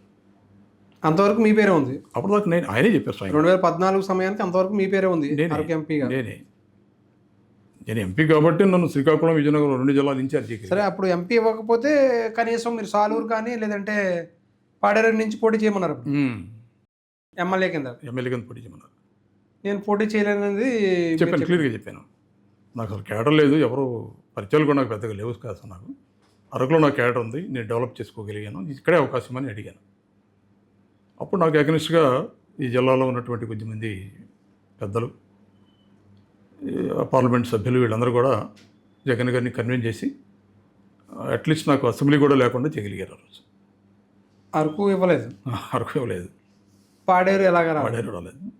2019 వచ్చే సమయానికి ఏమైంది సార్? మళ్ళీ 2019లో కూడా జగన్మోహన్ రెడ్డి గారు నాకు ఒక మంచి అవకాశం ఇద్దని ఆలోచించారు. ఫస్ట్ వారు చెప్పింది అయితే అదే. పాడేరుకి గిడ్డేశ్వర గారు వెళ్ళిపోయిన తర్వాత పాడేరుకి ఒక మంచి క్యాండిడేట్ కావాలి మనకి, చూడు ఆలోచించని నాకే చెప్పారు. అప్పుడు నేను ఆలోచించి జగన్మోహన్ రెడ్డి గారికి ఒక క్వశ్చన్ చెప్పాను. గొడ్డేటి దేవుడు గారు ఎమ్మెల్యేగా ఉండేవాడు. ఒకరోజు రాజశేఖర రెడ్డి గారు ముఖ్యమంత్రిగా ఉన్నప్పుడు నన్ను పిలిచి, దేవుడు నీతో బాగుంటాడట కదా, క్లోజ్ ఫ్రెండ్ కదా నీకు, దేవుడిని పార్టీలో తీసుకొద్దాం, నువ్వు వెళ్ళి మాట్లాడు, మనం మంచి అవకాశం ఇద్దామని రాజశేఖర రెడ్డి గారు చెప్పారు. నేను వెంటనే వెళ్ళి దేవుడి గారి దగ్గరికి వెళ్ళి, సార్ రాజశేఖర రెడ్డి గారు పంపించారు ముఖ్యమంత్రి గారు, మీరు కాంగ్రెస్ పార్టీలో చేరితే మీకు ఒక మంచి అవకాశం ఇద్దామని ఒక ఆలోచన ఉంది వారికి. అప్పుడు ఆయన సిపిఐ సార్, సిపిఎం? సిపిఐ మీకు మంచి అవకాశం ఇద్దామని రాజశేఖర రెడ్డి గారు చెప్పారు. మీ అభిప్రాయం ఏంటి, మీరు వస్తే బాగుంటుందని నేను కూడా కోరుకుంటున్నాను, రండి అన్నాను. ఆయన అన్నారు, అప్పుడు 2 సార్లు నన్ను కమ్యూనిస్ట్ పార్టీ ఎమ్మెల్యేగా చేసింది, అలాంటి పార్టీని వదిలి వాళ్ళ నేను కాంగ్రెస్ పార్టీలో చేరటం అనేది పార్టీకి ద్రోహం చేసిన అవుతాను. నాకు రాజశేఖర రెడ్డి గారు అంటే నాకు చాలా గౌరవం, చాలా ఇష్టం. అలాగని కమ్యూనిస్ట్ పార్టీని వదలలేను నేను, ఏమనుకోవద్దు, రాజశేఖర రెడ్డి గారికి చెప్పన్నాడు. అది నేను చెప్పా రాజశేఖర రెడ్డి గారికి, ఇలా అన్నారని అంటే అలా ఉండాలి లీడర్ అంటే అన్నాడు ఆయన. అదే విషయాన్ని జగన్మోహన్ రెడ్డి గారికి చెప్పాను నేను. ఇలాంటి కుటుంబం నుంచి మనం తీసుకుందాం సార్ ఒక అభ్యర్థిని అన్న. వెరీ గుడ్, అలాంటి వాళ్ళే కావాలి మనకి, విలువలతో కూడిన వాళ్ళు కావాలనేది. ఎలాంటి వాళ్ళే మనకు కావాలి, నువ్వు వెళ్ళి మాట్లాడన్నాడు. అప్పుడు నేను గొట్టేటి మాధవ్ గారి ఇంటికి వెళ్ళాను. నర్సీపట్నం నుంచి దగ్గరే ఉంటుంది వాళ్ళు వెళ్ళి, కొయ్యూరు మండలంలో. వాళ్ళ ఇంటికి వెళ్తే వాళ్ళ మదరు, వాళ్ళ బ్రదర్లు, మాధవి గారు అందరూ కూర్చొని వాళ్ళందరితో సంప్రదింపులు చేశాను. ఇట్లా జగన్మోహన్ రెడ్డి గారు పంపించారు, పాడేరు అసెంబ్లీకి క్యాండిడేట్ కావాలమ్మా, మీ కుటుంబం నుంచి తీసుకోవాలని జగన్మోహన్ రెడ్డి గారికి చెప్తే వారు కన్విన్స్ అయ్యారు, మీరు వస్తే బాగుంటుంది, ఆలోచించండి, మీ కుటుంబంలో ఎవరు వస్తారని చెప్పండి అన్న. ముందు నేనే ప్రపోజ్ చేశాను, మీ కుటుంబంలో అబ్బాయి ఉన్నాడు కాబట్టి అబ్బాయిని ఆలోచించండి మీరు అని చెప్పాను. అప్పుడు వారి తల్లిగారు అన్నారు, అట్లా కాదు బాబు, మా ఇంట్లో మాధవిక చదువుకున్న అమ్మాయి కదా, ఈ అమ్మాయిని తీసుకుంటే బాగుంటుందని మేము నిర్ణయించాం, మాధవ్ అయితే బాగుంటుందని వారి కుటుంబం అంతా నిర్ణయించారు. సరే మీ ఇష్టం, మీ నిర్ణయం అది, జగన్మోహన్ రెడ్డి గారు మీతో సంప్రదించమన్నారు కాబట్టి నేను వచ్చి మాట్లాడాను అన్న. సరే ఇదే విషయాన్ని వీళ్ళు జగన్మోహన్ రెడ్డి గారికి చెప్పా. వెరీ గుడ్, అయితే నువ్వు వెంటనే మాధవ్ని తీసుకురా అన్నారు. మాధవ్ని వెంటనే తీసుకెళ్ళి జగన్మోహన్ రెడ్డి గారికి పరిచయం చేశాను. పరిచయం చేసిన తర్వాత ఒక 10 నిమిషాలు మాట్లాడారు. మాట్లాడిన తర్వాత ఆయన కన్విన్స్ అయ్యి, వెరీ గుడ్, పాడేరు ఎమ్మెల్యే క్యాండిడేట్కి ఇచ్చేద్దాం మనం, గో హెడ్, వెళ్ళి పని చేసుకోమన్నారు ఆయన. ఆ తర్వాత కొద్ది కాలం తర్వాత నర్సీపట్నం పాదయాత్రతో వస్తున్నారు ఆయన. అప్పటికే పొలిటికల్గా కొన్ని విషయాలు జరిగినాయి, కొన్ని సమీకరణలు, వారి దృష్టిలో కొంతమంది రకరకాలుగా సమాచారాన్ని ఇచ్చారు ఆయనకి. అది ఆయన మనసులో ఫిక్స్ అయిపోయింది. సడన్గా వచ్చిన తర్వాత, నర్సీపట్నం వచ్చిన తర్వాత నాకు ఫోన్ చేశారు, కేఎన్ఆర్ గారు ఫోన్ చేశారు, నిన్ను అర్జెంటుగా జగన్ గారు కలవమంటున్నారు, మాధవి గారిని కూడా తీసుకొని వచ్చేయండి అన్నారు. సాయంత్రం 8:30కి వారు బస్సులోకి వచ్చిన తర్వాత మేము బస్సులోకి వెళ్ళాం. 4-5 నిమిషాలు గడిచింది, వారు చెప్పింది విన్నాం. అంత అయిన తర్వాత సడన్గా మాధవ్ని పార్లమెంట్కి పెట్టేద్దాం, అమ్మాయి లేడీ కదా, కొన్ని సామాజిక సమీకరణలు కూడా ఆలోచించాం మేము, సో మాధవ్ని పెట్టేద్దాం అనుకున్నామన్నా అని సడన్గా అనౌన్స్ చేశారు. మేమందరం షాక్, పాపం మాధవి కూడా అంది, పాపం ఆ అమ్మాయి తప్పు కూడా ఏం లేదు. ఆవిడ కూడా రిక్వెస్ట్ చేసింది, లేదు సార్ నేను చాలా చిన్న అమ్మాయినే, నాకేం తెలియదు, నాకు అసెంబ్లీ అవకాశం అని తను రిక్వెస్ట్ చేశారు. ఇప్పుడు జగన్ గారు అన్నారు, పర్లేదమ్మా నీకు సైరెడ్డి గారు చూసుకుంటారని, ఆయన దగ్గరుండి అన్నీ చేస్తారు, నువ్వు ఎవరీ కాబాక అని చెప్తూ నన్ను ఉద్దేశించి, అమ్మ నువ్వేం ఫీల్ అవ్వబాక, నీకు ఎమ్మెల్సీ ఇచ్చి నేను మంచి అవకాశాలు ఇస్తాను, నేను నా దగ్గర పెట్టుకుంటాను, ఈ పాడేరు ఎమ్మెల్యేని, అరకు ఎమ్మెల్యేని, అరకు ఎంపీ మాధవిని ఈ మొత్తాన్ని గెలిపించే రెస్పాన్సిబిలిటీ నీదే. పాడేరు నుంచి ఆవిడని అరకు తీసుకొచ్చినప్పుడు పాడేరు ఎమ్మెల్యేకి ఎవరికి ఇవ్వాలనుకున్నారు సార్ అప్పుడు? మరి భాగ్యలక్ష్మి గారు వచ్చేసారు అప్పుడు. అప్పటికే వచ్చారు ఆవిడ? అప్పటికి వచ్చేసారు ఆవిడ.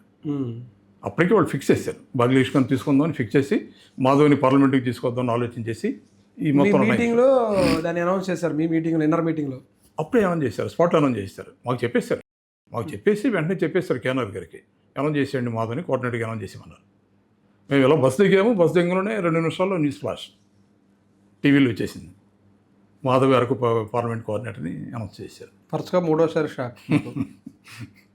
అదే జరిగింది. అది దిగిన తర్వాత ఏమనుకున్నారు సార్ మీరు? రాజశేఖర రెడ్డి గారు ఆ రోజు నేను ఆ రోజు ఎమ్మెల్సీ ఇస్తామన్నారు రాజశేఖర రెడ్డి గారు. ఆయన మధ్యలో లేకపోవడం, మన మధ్యలో లేకపోవడంతో మీ రాజకీయ ఆశలన్నీ ఆవిరైపోయి ఇక్కడ. ఆ తర్వాత మీరు కాంగ్రెస్ పార్టీలో కొనసాగలేదు, తెలుగుదేశం పార్టీ చివరిని వైఎస్ఆర్సీపీకి వస్తే అక్కడ సరిగ్గా నప్పకపోవడం, ఆ తర్వాత తెలుగుదేశం పార్టీలోకి ఆహ్వానించడం, టికెట్ ఇస్తామని చెప్పి బీఫార్మ్ ఇచ్చి మళ్ళీ రెండో క్యాండిడేట్ వేరే క్యాండిడేట్కి ఇవ్వడం, అంటే 2వసారి షాక్ అది. 3వసారి మళ్ళీ పార్టీలోకి వచ్చిన తర్వాత రాజకీయాలు చూసేటప్పుడు ఏమనిపించింది సార్? ఇవన్నీ చూసిన తర్వాత మీరు ఏమనుకున్నారు అప్పుడు? అంటే సహజంగా కొంచెం బాధేస్తుంది.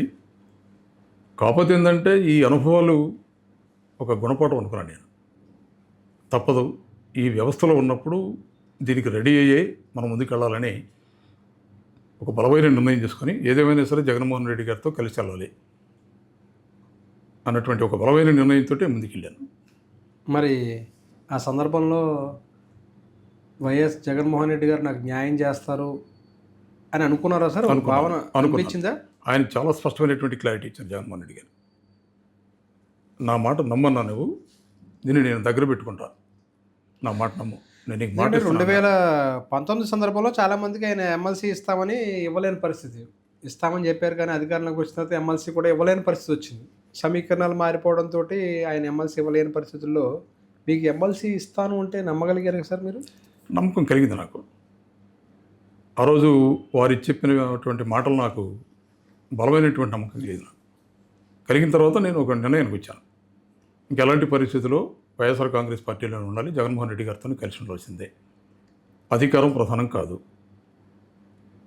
గౌరవప్రదంగా డెమోక్రసీలో ఉండాలంటే డెఫినెట్గా వైఎస్ఆర్ కాంగ్రెస్ పార్టీయే ఏమైనా చేయగలదన్నటువంటి ఒక బలమైనటువంటి నమ్మకం అయితే నాకు కలిగింది ఆ రోజు నాకు. అందుకు నేను జగన్ గారితో ఉండిపోయాను. 2019లో వైఎస్ఆర్సీపీ భారీ మెజారిటీతో అధికారంలో రావడం, 151 సీట్ల మెజారిటీ, సీఎంగా వైఎస్ జగన్మోహన్ రెడ్డి గారు ప్రమాణ స్వీకారం. ఆయన సీఎం అయ్యారు కానీ మీకు దాదాపు ఒక 2 ఏళ్ళ వరకు ఎటువంటి పదవి లేదు. హోప్ కోల్పోతూ వచ్చారా సార్? ఏమనిపించింది? లేదు, నేను ఎక్కడైతే నాకు ఉన్నటువంటి ఆశ నేను కోల్పోలా. డెఫినెట్గా అవకాశం ఇస్తారు, వెయిట్ చేద్దామని అంటే వెయిట్ చేశాను. చాలామంది అనుకుంటారు ఆ తర్వాత జగన్మోహన్ రెడ్డి గారు ఎస్టీ కమిషన్ చైర్మన్ ఇస్తే నేను జగన్మోహన్ రెడ్డి గారి దగ్గర పైరవీలు చేశారని చాలామంది అనుకున్నారు. చాలామందికి తెలియని విషయం ఏంటంటే నేను జగన్మోహన్ రెడ్డి గారిని అడగల, కమిషన్ చైర్మన్ ఇవ్వని నేను అడగల. వారి నిర్ణయం తీసుకొని సడన్గా ముందు నాకు సజ్జల రామకృష్ణారెడ్డి గారు ఫోన్ చేశారు. ఫోన్ చేసి are you interested or not చెప్పు నాకు అన్నాడు. ఎస్టీ కమిషన్ని నేను ప్రిఫర్ చేద్దాం అనుకుంటున్నాను, నువ్వు ఇంట్రెస్టా లేదా, జగన్ గారు మాట్లాడమన్నారు అన్నాడు. మీ ఇష్టం సార్, మీరు ఏ నిర్ణయం చేసుకున్నా నాకు అభ్యంతరం లేదు, నేను ఎక్కడ పనికి వస్తానని మీరు అనుకుంటే అక్కడ పెట్టండి అన్నా. ఓకే మాట్లాడదాం అని ఆయన ఫోన్ పెట్టేశారు. ఆయన పెట్టేసిన హాఫ్ అన్ అవర్ తర్వాత మళ్ళీ జగన్ గారు కాల్ చేశారు. కాల్ చేసి ఇదే చెప్పారు మళ్ళీ. నేను వారితో కూడా ఇదే మాట చెప్పాను, మీ ఇష్టం అన్నా, మీరు ఏ పద్ధతిలో నన్ను ఉపయోగించుకోవాలో చెప్పండి, పార్టీకి నేను ఎక్కడ ఉపయోగపడతానంటే మీరు అక్కడి అవకాశం నాకు ఇవ్వండి అన్నాను నేను. ఆ తర్వాత ఆ అవకాశం కూడా నాకు ఇవ్వకుండా చాలామంది వ్యతిరేకించారు. రాకుండా ఎమ్మెల్యేలు వ్యతిరేకించారు, ట్రైబల్ ఎమ్మెల్యేలు రాకుండా చాలా పెద్ద స్థాయిలో లాబీ రన్ చేశారు. బట్ జగన్మోహన్ రెడ్డి గారి వినలా. రవాణాకి ఇస్తున్నాను, అనౌన్స్ చేయమన్నాడు అంతే. ఇచ్చినటువంటి అవకాశాన్ని సద్వినియోగం చేసుకున్నాను. 2019 నుంచి 2021 వరకు ఎస్టీ కమిషన్కి మొదటి చైర్మన్ మీరు. విభజిత ఆంధ్రప్రదేశ్లో మొదటి చైర్మన్ ఎస్టీ కమిషన్. అవును. ఏం చేశారు సార్? గిరిజనుల కోసం ఏం చేశారంటే 2 ఏళ్ళు ఏం చెప్తారు?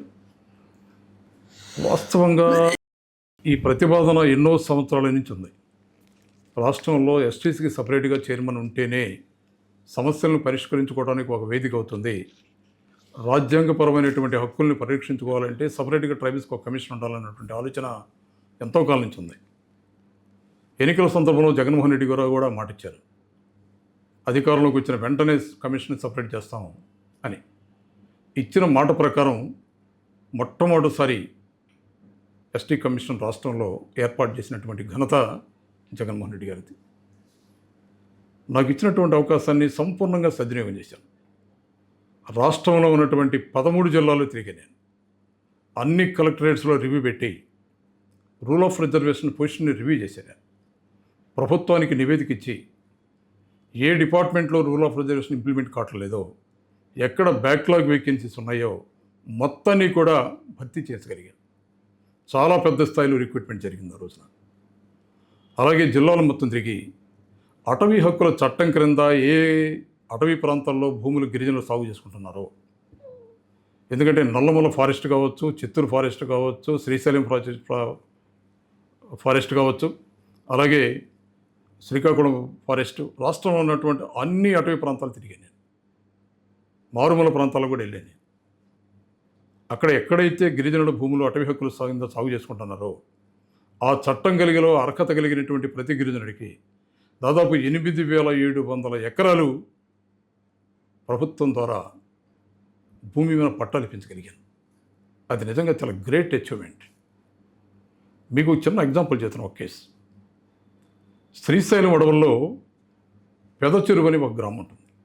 పెద్ద చెరువు, ఆ పెద్ద చెరువు అనే గ్రామం దాదాపు 500 సంవత్సరాల క్రితం చెంచు అని ఒక ఆదిమ జాతికి కేంద్రంగా ఉండేది, క్యాపిటల్గా ఉండేది. ఆ రోజుల్లో అక్కడ వేలాది మంది గిరిజనులు, చెంచు కమ్యూనిటీ అక్కడ ఉండేవాళ్ళు. ఆ చెరువును ఆధారం చేసుకొని చుట్టూ గిరిజన ప్రజానికి ఉండేవాళ్ళు.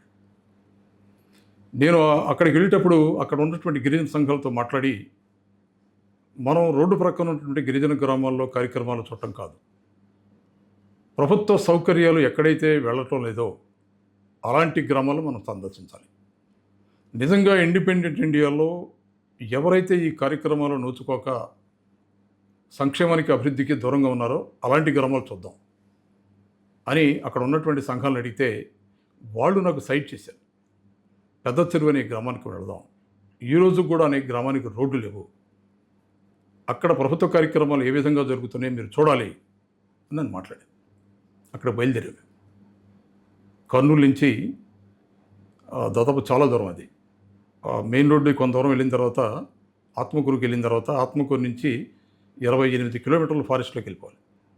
28 కిలోమీటర్లు 18 కిలోమీటర్లు నడిచి వెళ్ళాలి. ఫారెస్ట్లో చెట్టడవులో నడిచి వెళ్ళాలి. కొంత దూరం వెళ్ళిన తర్వాత పోలీస్ డిపార్ట్మెంట్ సహకరించమన్నారు. అది డిస్టర్బ్ జోన్, అలాంటి ప్రాంతాల్లోకి కష్టం సార్, రాలేమన్నారు. మావోయిస్టుల ప్రభావిత ప్రాంతం అది. అంతే. నేను చెప్పాను క్లియర్గా, మీకు ఇబ్బంది అయితే మీరు రాకండి, వెళ్ళిపోండి, మిమ్మల్ని రమ్మని నేను కోరట్లా. నేను షెడ్యూల్ ఇచ్చా. As a state tribal commission చైర్మన్గా అలాంటి గ్రామాలను చూసి అక్కడ ఏం జరుగుతుందో తెలుసుకొని ఆ సమస్యను పరిష్కరించడం అనేది నా నైతిక బాధ్యత. ఖచ్చితంగా ఆ గ్రామానికి వెళ్తాను నేను, ఆ గ్రామాన్ని చూడాలి నేను, అక్కడ ప్రజల యొక్క స్థితిగతులు ఏంటో తెలుసుకోవాలి. సో మీకు ఇబ్బంది అయితే మీరు రాకండి అని చెప్పా పోలీసులకి. వాళ్ళు పాపం దాదాపు ఒక హాఫ్ అన్ అవర్ ఏం చేయాలో వాళ్ళకి అర్థం కాదు. వాళ్ళ పై అధికారులతో మాట్లాడదామంటే వాళ్ళ ఫోన్లో దొరకరు.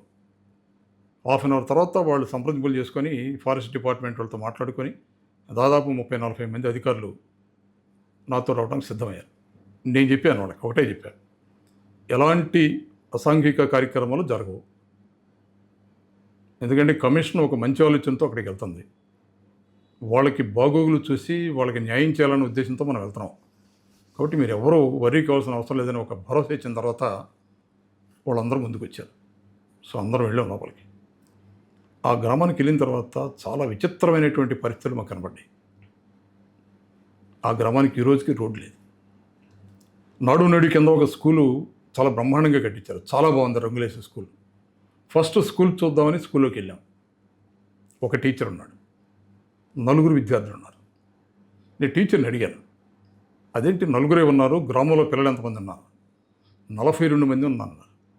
మరి 42 మంది పిల్లలు ఉంటే 4 రావటం ఏంటి, స్కూల్కి రారా పిల్లల్ని అడిగాను. అది కాదు సార్, వాళ్ళకి డేట్ ఆఫ్ బర్త్ సర్టిఫికేట్ లేదు, ఆధార్ కార్డు లేదు, ఈ 2 లేకపోవడం వల్ల వాళ్ళకి స్కూల్కి అడ్మిషన్ వెళ్ళకపోతున్నాం మేము. ఎందుకు లేదు, ఆధార్ కార్డు ఎందుకు లేదు, డేట్ ఆఫ్ సర్టిఫికేట్ ఎందుకు లేదని అడిగాను. మరి ఎవరు ఈ గ్రామానికి వచ్చినటువంటి మొట్టమొదటి అధికారి మీరే బహుశా, ఏ రెవెన్యూ ఆఫీసరో మాకు తెలిసి గ్రామానికి సందర్శించాల, మరి వాళ్ళకి ఎలా వస్తాయి సార్ ఇవన్నీ అడిగాను. పరిస్థితి అర్థమైంది మాకు. సో గ్రామంలోకి వెళ్ళాం. అప్పుడు మీతో పాటు ఏ ఆఫీసర్లు ఉన్నారు సార్? అందరూ ఉన్నారు, రెవెన్యూ వాళ్ళు అందరూ ఉన్నారు, ఆర్డీఓ ఉన్నాడు, జాయింట్ కలెక్టర్ ఉన్నాడు, ఫారెస్ట్ ఆఫీసర్లు ఉన్నారు, మొత్తం ఉంటారు సార్. కమిషన్ అంటే చాలా గట్టిగా ఉంటుంది, మొత్తం స్టాఫ్ అంతా ఉండాల్సిందే. అందరూ ఉన్నారు మాతో. గ్రామంలోకి వెళ్ళాం. గ్రామంలోకి వెళ్ళినంత వాళ్ళందరినీ పిలుస్తుంటే అక్కడ హార్డ్లీ ఒక 38 ఇళ్ళు ఉన్నాయి, మొత్తం వెళ్ళిపోయినాయి, అసలు ఎవరు లేరు, అక్కడి నుంచి తరిమేశారు.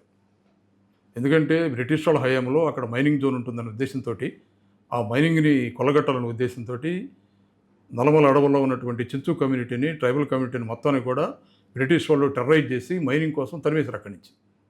అక్కడి నుంచి చల్లా చెదిరైపోయారు. మైదాన ప్రాంతాల్లో, ఆ అటవీ చుట్టుపక్కల ప్రాంతాల్లోకి వచ్చి శ్రీనివాసం ఏర్పరచుకొని చాలీచాలని బతుకుతున్నారు. ఆ గ్రామంలో ఉంది హార్డ్లీ 38-37 ఇళ్ళే ఉన్నాయి. అవి పూరి పాకలు. ఆ పాకల్లో వాళ్ళు నివసిస్తూ ఉన్నారు. ఒక్క పక్కా ఇల్లు అక్కడ లేదు. మేము వెళ్ళి మా కోసమని కొన్ని కుర్చీలు తెచ్చారు. అవి మోసుకొని వచ్చి ఒక 10-15 కుర్చీలు మా కోసం వేశారు అక్కడ. మేము ఆ గ్రామంలో ఉన్నటువంటి కొద్దిమందిని లీడర్లు పిలిచి అందరిని రమ్మండి, వాళ్ళతో మాట్లాడాలి, మనం ఏం జరుగుతుందో తెలుసుకోవాలి కదా, మనం రమ్మని అన్నాం. ఎవరో అట్లా ఇట్లా లాభం లేదని ఒక అతను వాలంటీర్ వచ్చి, ఎన్జిఓ వచ్చి ఏం చెప్పాయంటే, సార్ ఆఫీసర్లు ఉంటే వాళ్ళు ఎవరు రారు, భయపడతారు, ముందు ఆఫీసర్లు కొంచెం దూరంగా వెళ్ళమన్నాడు. రెవెన్యూ వాళ్ళకి పోలీసుకి చెప్పాను, కొంచెం దూరంగా వెళ్ళండి మీరు అందరూ, వాళ్ళతో మేము పర్సనల్గా ఇంటరాక్ట్ అవ్వాలి, కొంచెం దూరంగా వెళ్ళండి, ఇన్ఫర్మేషన్ మాకు కావాలన్నా. వాళ్ళు దూరంగా వెళ్ళిపోయారు. ఆ తర్వాత కొన్ని చాపలు తీసుకొచ్చి కింద వేసేయండి, కుర్చీలు కాదు పక్కన పెట్టండి, వాళ్ళ సమస్యలు తెలుసుకోవాలంటే ముందు వాళ్ళతో మనం ఇంటరాక్ట్ అవ్వాలి ముందు అని కూర్చున్న తర్వాత ఎన్జిఓలు వెళ్ళి ఒక్కొక్కరిని రిక్వెస్ట్ చేస్తున్నారు. మగాళ్ళు ఎవరు రాలా, హార్డ్లీ 3-4 మగాళ్ళు వచ్చారు, లేడీస్ వచ్చారు. వాళ్ళు ధైర్యంగా ఒక 20-25 మంది వచ్చి మాతో కూర్చున్నారు. కూర్చొని అక్కడ జరుగుతున్న విషయాలు ఒక్కొక్కటి చెప్పడం మొదలుపెట్టాను. ఫస్ట్ వాళ్ళని ఏమడిగానంటే, స్కూల్లో టీచర్ ఉన్నాడు కదా, చాలా చక్కగా ఉంది కదా స్కూల్, ఇక్కడ జగన్మోహన్ రెడ్డి గారు నాడు నేడు ద్వారా ఇంత మంచి స్కూల్ కట్టించారు కదా, మీకు పిల్లల్ని ఎందుకు పంపట్లేదు స్కూల్లో కన్నా అంటే, ఆధార్ కార్డు లేదు బాబు, మాకు ఆధార్ కార్డు కావాలని టీచర్ అంటున్నాడు అన్నాడు. ఎందుకు ఆధార్ కార్డు లేదంటే, డేట్ ఆఫ్ బర్త్ సర్టిఫికేట్ లేదు బాబు మాకు, ఈ 2 లేకపోవడం వల్ల స్కూల్ అడ్మిషన్ లేదు. ఏంటి కారణం అని ఎన్జిఓని అడిగితే, ఒక్క రెవెన్యూ అధికారి ఇక్కడికి వచ్చి వీళ్ళ పేర్లు నమోదు చేసినటువంటి పాపాన్ని ఎవరో పాలిస్తారని మాట్లాడాను. రికార్డ్ చేసుకున్నాం. 42 మంది పిల్లలు, 42 మంది పిల్లలు. తర్వాత మీరు తాగటానికి నీళ్ళు ఎలా చేస్తున్నారు ఇక్కడ? ఒక పాడుపడిన బావి ఉంది బాబు ఇక్కడ, ఆ బావిలో నీళ్ళే తాగుతున్నామే అన్నా. సో వీళ్ళతోటి చాలా విషయాలు మాట్లాడిన తర్వాత, మీరేం తింటారో, రోజు ఏం తింటారని అడిగాను నేను. పొద్దున్నే గంజి తాగుతాం మేము, గంజి అన్నం తింటాం అన్నా. మధ్యాహ్నం ఏం చేస్తారన్న, మధ్యాహ్నం కూడా చిన్న పచ్చడి మెతుకులు తింటాం బాబు అన్నారు. సాయంత్రం ఏం తింటారు, సాయంత్రం కూడా ఈ ప్రభుత్వం ఇచ్చే రేషను అనగానే, రేషన్ ఎక్కడి నుంచి తెచ్చుకుంటారన్న, 18 కిలోమీటర్లు ఆత్మకూరు వైపు నడిచి వెళ్తే అక్కడి నుంచి తెచ్చుకోవాలి రేషన్ ఉన్నారు. అంటే రేషన్ ఇచ్చే బళ్ళు కూడా ఆ రోజు ఆ గ్రామాలకు వెళ్ళట్లా, ఎందుకంటే రోడ్లు లేవు. మనుషులు చూస్తుంటే ఎలా ఉన్నారంటే, ఎవరు కూడా 40 కేజీలు మించి లేరు, అంత బక్కగా ఉన్నారు మనుషులు. మాల్న్యూట్రిషన్ ప్రాబ్లం అర్థమైంది. వీళ్ళకి ఫుడ్ కూడా ప్రాపర్గా అందట్లేదని సంగతి అర్థమైపోయింది. మీకు ఎంత అటవీ ప్రాంతం ఉంది కదా, ఈ ప్రాంతంలో మీరు అడవిలో కూరగాయలు పండించుకోవచ్చు కదా, శుభ్రంగా తినొచ్చు కదా, ఇంత పెద్ద చెరువు ఉందా మీకు, ఈ చెరువులో చేపలు వేసి మీరు తినొచ్చు కదా అని అడిగాను. బాబు మా పూర్వీకులు మొత్తం కూడా ఈ చెరువు ఆధారమే మేము బతికేవాళ్ళం.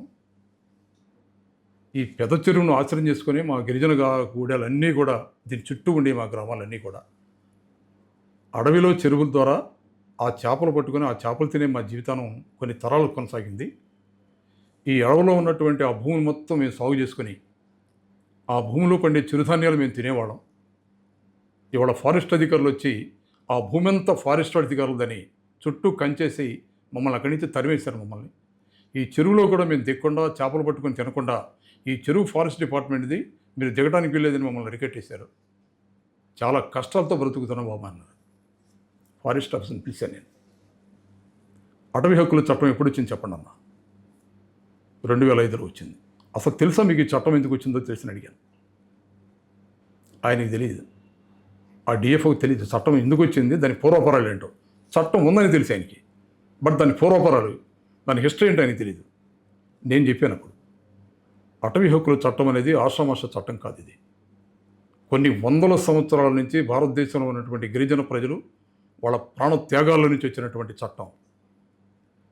భూమి మీద వ్యవసాయం చేసుకున్నటువంటి గిరిజన రైతాంగం, అడవుల్లో కొండల్లో కోనల్లో వ్యవసాయం చేసుకునే రైతాంగం ఆ భూమి మీద హక్కు కావాలని కొన్ని తరాలుగా బ్రిటిష్ వాళ్ళ మీద, అంతకుముందు ఉన్నటువంటి రాజుల మీద, ఇండిపెండెన్స్ వచ్చిన తర్వాత ప్రభుత్వాల మీద ఎంతోమంది పోరాటాలు చేసి ఛత్తీస్గఢ్లో కానీ, ఒరిస్సాలో కానీ, మధ్యప్రదేశ్లో కానీ, గుజరాత్లో కానీ, రాజస్థాన్లో కానీ, ఆంధ్రప్రదేశ్లో కానీ కొన్ని వందల మంది, వేలాది మంది ప్రాణ త్యాగాల నుంచి చట్టం ఏర్పాటు చేశారు. సాగు చేసుకుంటున్నటువంటి ఆదివాసీ బిడ్డలకి అడవుల్లో ఉన్నటువంటి భూములన్నీ కూడా పట్టాలు ఇవ్వడానికి కేంద్ర ప్రభుత్వం చట్టం చేసింది. ఈ చట్టాన్ని మొట్టమొదటిసారి భారతదేశంలో ఇంప్లిమెంట్ చేసింది డాక్టర్ వైఎస్ రాజశేఖర రెడ్డి గారు. ఈ భూములు మొత్తం గిరిజనులు సాగు చేసుకొని తిండి తింటుంటే దానికి పట్టాలు ఇవ్వకుండా మీరు ఎందుకు చేశారు ఎంతకాలం అని వాళ్ళని చాలా సీరియస్ అయ్యాం. చాలా గట్టిగా జరిగింది కార్యక్రమం. వాడు ఎవరు సమాధానం చెప్పట్లేడు, తలంచారు. చెప్పాను వాళ్ళకి 2 నెలల్లో టైం ఇస్తున్నాం. 2 నెలల్లో మీరు వేసిన కంచి పీకేసి దాదాపు 275 ఎకరాలు దాదాపు ఉంది. ఆ 275 ఎకరాలు ఇక్కడ ఉన్నటువంటి 38 కుటుంబాలకి సమానంగా పట్టాలు కనుక మీరు ఇవ్వకపోతే కమిషన్ ముందు నిలబెడతారని వార్నింగ్ ఇచ్చాను. వాళ్ళు ఇమీడియట్గా చేస్తామని మాట ఇచ్చారు. 2 నెలల్లోనే వాళ్ళు వేసినటువంటి ఫెన్సింగ్ పీకేసి మొత్తానికి కూడా పట్టాలు ఇష్యూ చేశారు. ఆ తర్వాత చేపలు, చెరువులో చేపలు. ఎందుకు మీరు చెరువులో చేపలు, అసలు మీకు అధికారం ఎక్కడిది? అడవిలో ఉన్నటువంటి చెరువుల్లో మీకు అసలు హక్కు ఎప్పుడు వచ్చింది? మీకు దేశానికి స్వతంత్రం వచ్చిన తర్వాత, ఫారెస్ట్ డిపార్ట్మెంట్ క్రియేట్ అయిన తర్వాత, బ్రిటిష్ వాడి నుంచి మనం చట్టాలను తీసుకున్న తర్వాత ఈ ఫారెస్ట్లో ఉన్నటువంటి చెరువుల్లో తరతరాలుగా ఆదివాసీ బిడ్డలు అడవుల్లో పుడతారు, అడవుల్లోనే చేస్తారు, అక్కడే పెరుగుతారు. అడవుల్లో సర్వాధికారం కొన్ని వందల వేల సంవత్సరాల నుంచి వాళ్ళకి హక్కు ఉంది. వాళ్ళ హక్కుని మీరెక్కడ కాలు రాస్తున్నారు? పొరపాటును కూడా జరగడానికి వీల్లేదు. అసలు ఫారెస్ట్ డిపార్ట్మెంట్కి చెరువులో అడుగుపెట్టే హక్కు లేదు. ఎన్నో వందల సంవత్సరాల నుంచి పెద్ద చెరువు అనే గ్రామానికి పేరు రావడానికి కారణం ఆదివాసీ చెంచు జాతి ఈ చెరువు చుట్టూ శ్రీనివాసం కొన్ని వందల సంవత్సరాల నుంచి ఉన్నారు కాబట్టే దానికి కారణం ఈ చెరువులో ఉన్నటువంటి చేపలు, మంచినీరు. అది వాళ్ళ ఫారెస్ట్ దాన్ని అనే హక్కు మీకు ఎక్కడది మీకు అని వాళ్ళకి చాలా గట్టిగా చెప్పేసి వాళ్ళకి ఒకటే వార్నింగ్ ఇచ్చాను. మళ్ళీ కనుక మీరు ఈ చెరువులో దిగితే కమిషన్ ముందు నిలబడి సమాధానం చెప్పే పరిస్థితికి మీరు వస్తారు. ఈ చెరువు మీద ఫారెస్ట్ డిపార్ట్మెంట్కి ఎలాంటి హక్కు లేదని చెప్పి అక్కడికక్కడికే ఒక ఆర్డర్ పాస్ చేసి రెవెన్యూ అధికారుల ద్వారా మొత్తం చెరువు మొత్తం వాళ్ళకి స్వాధీనం చేసి జాయింట్ కలెక్టర్ గారికి చెప్పాను. ఈ చెరువులో 10 లక్షల చేపల పిల్లలు వేసి సంపూర్ణ అధికారం, ఈ చెరువులో చేపలు తినే అధికారం, పట్టుకుని అమ్మదికి అధికారం ఈ గ్రామంలో ఉన్నటువంటి ట్రైబల్కి ఇవ్వాలి. మళ్ళీ ఫారెస్ట్ డిపార్ట్మెంట్ కనుక ఈ చెరువులో అధికారం ఉందని చెప్తే రెవెన్యూ వాళ్ళ బాధ్యతలు అవుతారని బాధ్యతను వాళ్ళకి ఫిక్స్ చేసి వెంటనే అక్కడి నుంచి ఆర్డర్స్ పాస్ చేశాను. ఆ తర్వాత వీళ్ళు అసలు ఎలా డ్రింకింగ్ వాటర్ ఎలా తాగుతున్నారని చూస్తే ఆశ్చర్యకరమైన విషయాలు. 1846లో బ్రిటిష్ వాళ్ళు ఒక చెరువు వేశారు అక్కడ. బావి వేశారు. బావిని చూద్దామని వెళ్తే దాని మీద ఒక బోర్డు ఉంది. 1846లో బోర్డు వేసినట్టు ఆ బోర్డు ఒకటి ఉంది, బ్రిటిష్ వాళ్ళు వేసిన బోర్డు. చూసి నేను స్టన్ అయిపోయాను. అసలు బావి మొత్తం చూస్తే అపరిశుభ్రంగా ఉంది. బావి అస్సలు బాగాలేదు, మురికి నీళ్ళు. అసలు బావి ఎందుకు వేసాడు బ్రిటిష్ వాళ్ళని ఇక్కడ అడిగాను. ఆ రోజుల్లో శ్రీశైలం దేవస్థానానికి వెళ్ళడానికి అడవిలో మార్గం అంటే ఇది, కాలిబాటను వెళ్ళే మార్గం. వాళ్ళ కోసం ఆ బావి వేశారు. ఆ బావిలో నీళ్ళే ఈ రోజు కూడా వీళ్ళు తాగుతున్నారు, శుభ్రంగా లేని నీళ్ళు. నేను అడిగాను రెవెన్యూ అధికారులకి, అసలు ఎప్పుడన్నా ఈ గ్రామం వచ్చారా, వీళ్ళు ఏం తాగుతున్నారో మీరు చూసారా మీరు? చెప్పాను. ఇమీడియట్గా వితిన్ 1 వీక్లో ఈ బావి మొత్తం శుభ్రం చేసి, ఈ బావి నుంచి లిఫ్ట్ చేసి వాటర్ని ఆ గ్రామంలో పైపులు ఏర్పాటు చేయమన్నా. ఇమీడియట్గా చేసే ఏర్పాటు 1 వీక్లో జరిగిపోయింది. స్టూడెంట్స్ కూడా సర్టిఫికేట్లు ఇచ్చారు సార్? ఇమీడియట్గా జాయింట్ కలెక్టర్ అందరూ రెవెన్యూ వాళ్ళు స్పెషల్ క్యాంప్ పెట్టి, చెప్పాను స్పెషల్ క్యాంప్ ఎక్కడ పెట్టండి, క్యాంప్ పెట్టి మొత్తానికి సర్టిఫికేట్లు ఇచ్చి వితిన్ 10 డేస్లో స్టూడెంట్స్ అడ్మిట్ అయిపోవాలి ఇక్కడ స్కూల్ అని చెప్పాను. దశాబ్ద కాలంగా పరిష్కారం కాని సమస్య ఒక వారం వీక్లో ఎగ్జాంపుల్ చెప్తున్నాను మీకు నేను. ఇంకొక ఆశ్చర్యకరమైన విషయం, 1926లో అక్కడ ఒక హాస్పిటల్ కట్టారు బ్రిటిష్ వాళ్ళు. శిథిలావస్థలో ఉంది హాస్పిటల్. ఆ లేడీస్ అంతా నన్ను అక్కడికి తీసుకెళ్ళి, మేము ఎన్నోసార్లు జిల్లా అధికారులకి అడిగాము, ఒక హాస్పిటల్ కావాలి, ఒక డాక్టర్ కావాలని. ఎవడో పట్టించుకోవట్లేదు మమ్మల్ని. ఇక్కడ హాస్పిటల్ ఉందో చూద్దాం రండి అన్నారు. వెళ్ళి చూస్తే బ్రిటిష్ టైంలో కట్టినటువంటి హాస్పిటల్ అది. ఉట్టి శిథిలాలు మాత్రం ఉన్నాయి, పాడవలేదు. లోపలంతా అపరిశుభ్రంగా ఉంది, చెక్కు చెదరకుండా ఉంది బిల్డింగ్. ఇప్పుడు 100 ఏళ్ళ నాటి బిల్డింగ్. ఎవడో పట్టించుకున్న పాపం పోలేదు. చెప్పాను జాయింట్ కలెక్టర్ గారికి. ఇమీడియట్గా ఆ బిల్డింగ్ని బాగు చేసి ఒక డాక్టర్ని, స్టాఫ్ని రిక్రూట్ చేసి, ఇక్కడ ఒక డాక్టర్ని, స్టాఫ్ని రిక్రూట్ చేయడం వల్ల ఈ గ్రామానికే కాదు, ఆ చుట్టుప్రక్కల ఉన్నటువంటి ట్రైబల్ మొత్తానికి అది ఉపయోగపడుతుందని చెప్పి ఇమీడియట్గా అక్కడ ఏర్పాటు చేశాను. నేను ఇది ఎందుకు ఎగ్జాంపుల్ చెప్పానంటే, 77 సంవత్సరాల ఇండిపెండెంట్ ఇండియాలో మారుమూల అటవీ ప్రాంతంలో నల్లమల ఫారెస్ట్లో అనేక ఉద్యమాలకి నిలవైనటువంటి ఫారెస్ట్ అది. బ్రిటిష్ వాళ్ళకి యొక్క ఆగంతకాలకి గురైనటువంటి ప్రాంతం అది. ఇండిపెండెంట్ ఇండియా గారు కూడా ఆదివాసీ బిడ్డలు కనీస సౌకర్యాలకు నోచుకునేటువంటి ప్రాంతం అయిపోయింది. ఎంతోమంది ఎమ్మెల్యేలు చూసింది, మంత్రులను చూసింది, కలెక్టర్లను చూసింది, తహసీల్దార్లను చూసింది, రెవెన్యూ అధికారులు చూసింది. ఒక్కడ కూడా అక్కడికి వెళ్ళి వీళ్ళు ఎలా బ్రతుకుతున్నారు, ఎలా చూస్తున్నారనే పాపాన పోలేదు. ఎందుకంటే మధ్యలో అడవిలోంచి వెళ్ళాలి, ప్రభావిత ప్రాంతం, 10 కిలోమీటర్ల పైగా నడవాలి, కొండల మధ్యలోంచి వెళ్ళాలి. ఆ తర్వాత మేము చేసింది ఏంటంటే, మొత్తం రోడ్డు ఏం చేసాం, 18 కిలోమీటర్ల రోడ్డు పడాలి. ట్రైబల్ సప్లాన్ కింద ఇమ్మీడియట్గా దాన్ని శాంక్షన్ చేయించి రోడ్డు వేయించేవాడిని. అలాగే ఆ 38 పూరీలన్నీ పీకేసి ఫారెస్ట్ వాళ్ళు అబ్జెక్ట్ చేశారు. ఇది రిజర్వ్ ఫారెస్ట్ ప్రాంతం, టైగర్ రిజర్వ్ జోన్ ఇది అని అభ్యంతరం చేశారు. చాలా గట్టిగా వాదించాను. ఎక్కడున్నారు మీరు? ఊటీ తర్వాత మధుమలై అడవులు ఉంటాయి, మధుమలై అడవుల్లో నేను తిరిగాను. అది కూడా టైగర్ రిజర్వ్ ప్రాంతం అది. అలాగే ఎలిఫెంట్ రిజర్వ్ జోన్ అది. అక్కడ బ్రహ్మాండమైన రోడ్లు ఉన్నాయి. అక్కడ ఉంటే ట్రైబల్స్కి ఇళ్ళు కట్టారు, పక్కా ఇళ్ళు కట్టారు. అక్కడికి లేనటువంటి సిద్ధాంతం మీకు ఇక్కడ వచ్చిందా? అంటే మీరు రిజర్వ్ ఫారెస్ట్ అని మీరు డిక్లేర్ చేశారని ఇక్కడి నుంచి ట్రైబల్ తరిమేస్తారా? మీరు అడవుల్లో పులులను కాపాడుతుంది మీరు కాదు, మీ డిపార్ట్మెంట్ కాపాడట్లేదు. అడవుల్లో పులులను కాపాడుతుంది ట్రైబ్. ఎన్నో తరాల నుంచి వాళ్ళు ఇక్కడే పుట్టారు, ఇక్కడే చస్తారు, వాళ్ళు కాపాడతారు. సో ఎలాంటి పరిస్థితుల్లో అక్కడ ఇల్లు నిర్మాణం చేయాలని అక్కడ ఉన్న రెవెన్యూ వాళ్ళకి, హౌసింగ్ వాళ్ళకి ఒక ఆర్డర్స్ పాస్ చేసి ఆ 38 ఇళ్ళు కూడా పక్కా ఇళ్ళు నిర్మాణం చేయించేశాను. అది నిజంగా నాకు చాలా సంతోషం, చాలా ఆశ్చర్యం వేసింది మాకు. ఈ సందర్భాన్ని ఏ జిల్లాకి వెళ్ళని నేను ఎగ్జాంపుల్గా చెప్తాను. నేను ఇలాంటి గిరిజన ప్రజానీకాన్ని, ఇలాంటి గిరిజన ప్రాంతాలని అధికారులుగా ఉన్నటువంటి మనం ఎవరైనా సరే అభివృద్ధి చేసుకోవాలి. ఇండిపెండెంట్ ఇండియాలో ఇలాంటి గ్రామాలు ఈరోజు కూడా ఉండనాయి అంటే ఇది మనందరం కూడా విచారించదగ్గ విషయమని నేను చాలా సందర్భాల్లో చాలా చోట్ల చెప్పేవాడిని. ఇవాళ అక్కడి నుంచి వచ్చిన కొంతమంది నాతో ఫోన్ చేసి అప్పుడప్పుడు మాట్లాడతాను. మీరు మా గ్రామాన్ని చూడటం వల్ల ఇవాళ సౌకర్యాలు మాకు వచ్చినాయి బాబు. ఆ తర్వాత వరుసగా రెవెన్యూ వాళ్ళు మా దగ్గరికి వచ్చి అన్ని కార్యక్రమాలు మాకు చేశారు అని మాట్లాడేవాళ్ళు.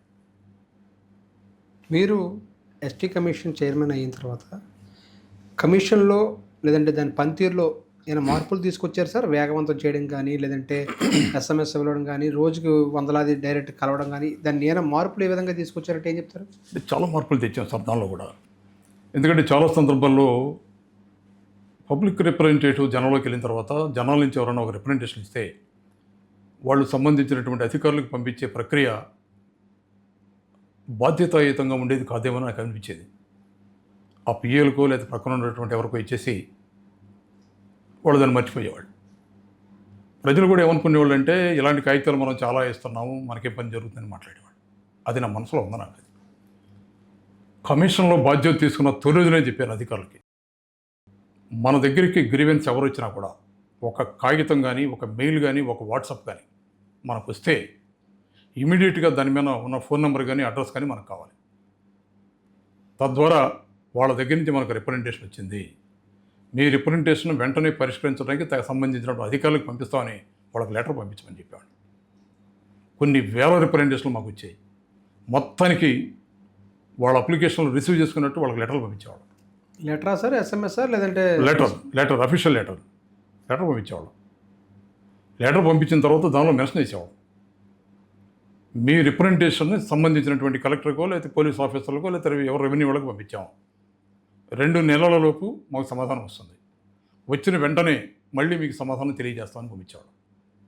చెప్పి ఇదే విషయాన్ని కాపీ జత చేస్తూ జిల్లా కలెక్టర్లు పెట్టేవాడు.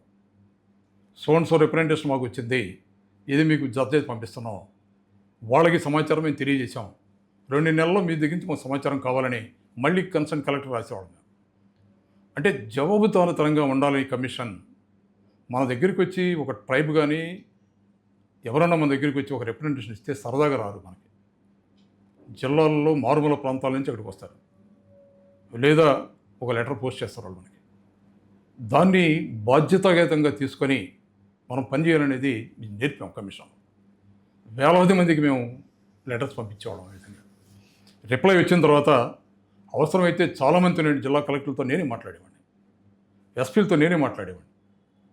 సో కంప్లైంట్ మీ జిల్లా నుంచి వచ్చింది. మీకు ఎగ్జాంపుల్గా ఒక జిల్లా చెప్తాను. నంద్యాల వెళ్ళిన తర్వాత నంద్యాలలో ఒక కంప్లైంట్ మాకు వచ్చింది. ఒక పర్టికులర్ గ్రామంలో ఒక 12 అమ్మాయిని తలకాయ పగలగొట్టారు, పగలగొట్టి నెల రోజులు అయింది, మాకు కేసు ఇంతవరకు పెట్టలేదని ఒక కంప్లైంట్ వచ్చింది. నేను మా స్టాఫ్కి చెప్పాను, ఆ గ్రామం వెళ్దాం పదండి అన్న. గ్రామానికి వెళ్ళిన తర్వాత రచ్చబండ దగ్గర కూర్చొని అధికారులు మొత్తం పిలిపించాము. గ్రామంలో ఉన్నటువంటి ప్రజలందరూ వచ్చారు. ఆ తలకు పగలగొట్టుకున్న లేడీ వచ్చి మాకు ప్రత్యక్షంగా చూపించింది. తలని ఇక్కడ అడ్డంగా పగలగొట్టేశారు ఆవిడని. సిఐ గారిని అడిగాను, కేసు ఫైల్ చేశారా? చేయలేదు. ఎందుకు చేయలేదు? ప్రాపర్ సమాధానం లేదు. ఒక ట్రైబ్ని నాన్ ట్రైబు తలకాయ పగలగొడితే కేసు నమోదు చేయబడడానికి కారణం ఏంటి? సార్ ఫలానా గుజరాత్లో ఒక జడ్జి గారు ఇచ్చిన జడ్జిమెంట్ ప్రకారం అది బెయిలబుల్ కేసు, అందుకనే అరెస్ట్ చేయకుండా బెయిల్ ఇచ్చి పంపించామన్నాడు. చాలా గట్టిగా రియాక్ట్ అయ్యాం, చాలా గట్టిగా, వెరీ సీరియస్గా రియాక్ట్ అయిపోయాం. ఎవడు చెప్పండి కదా చట్టాన్ని గురించి? ఎస్సీ ఎస్టీ అట్రాసిటీ కేసు మీద సుప్రీంకోర్టు జడ్జిమెంట్ ఎలా ఇచ్చింది? It's a constitutional right. భారత రాజ్యాంగం ఇచ్చినటువంటి చట్టం ఇది. సుప్రీంకోర్టు కూడా సంబంధం లేదు. మళ్ళీ భారత రాజ్యాంగం అమెండ్మెంట్ చేస్తే తప్ప ఈ చట్టానికి సవరణ లేదు.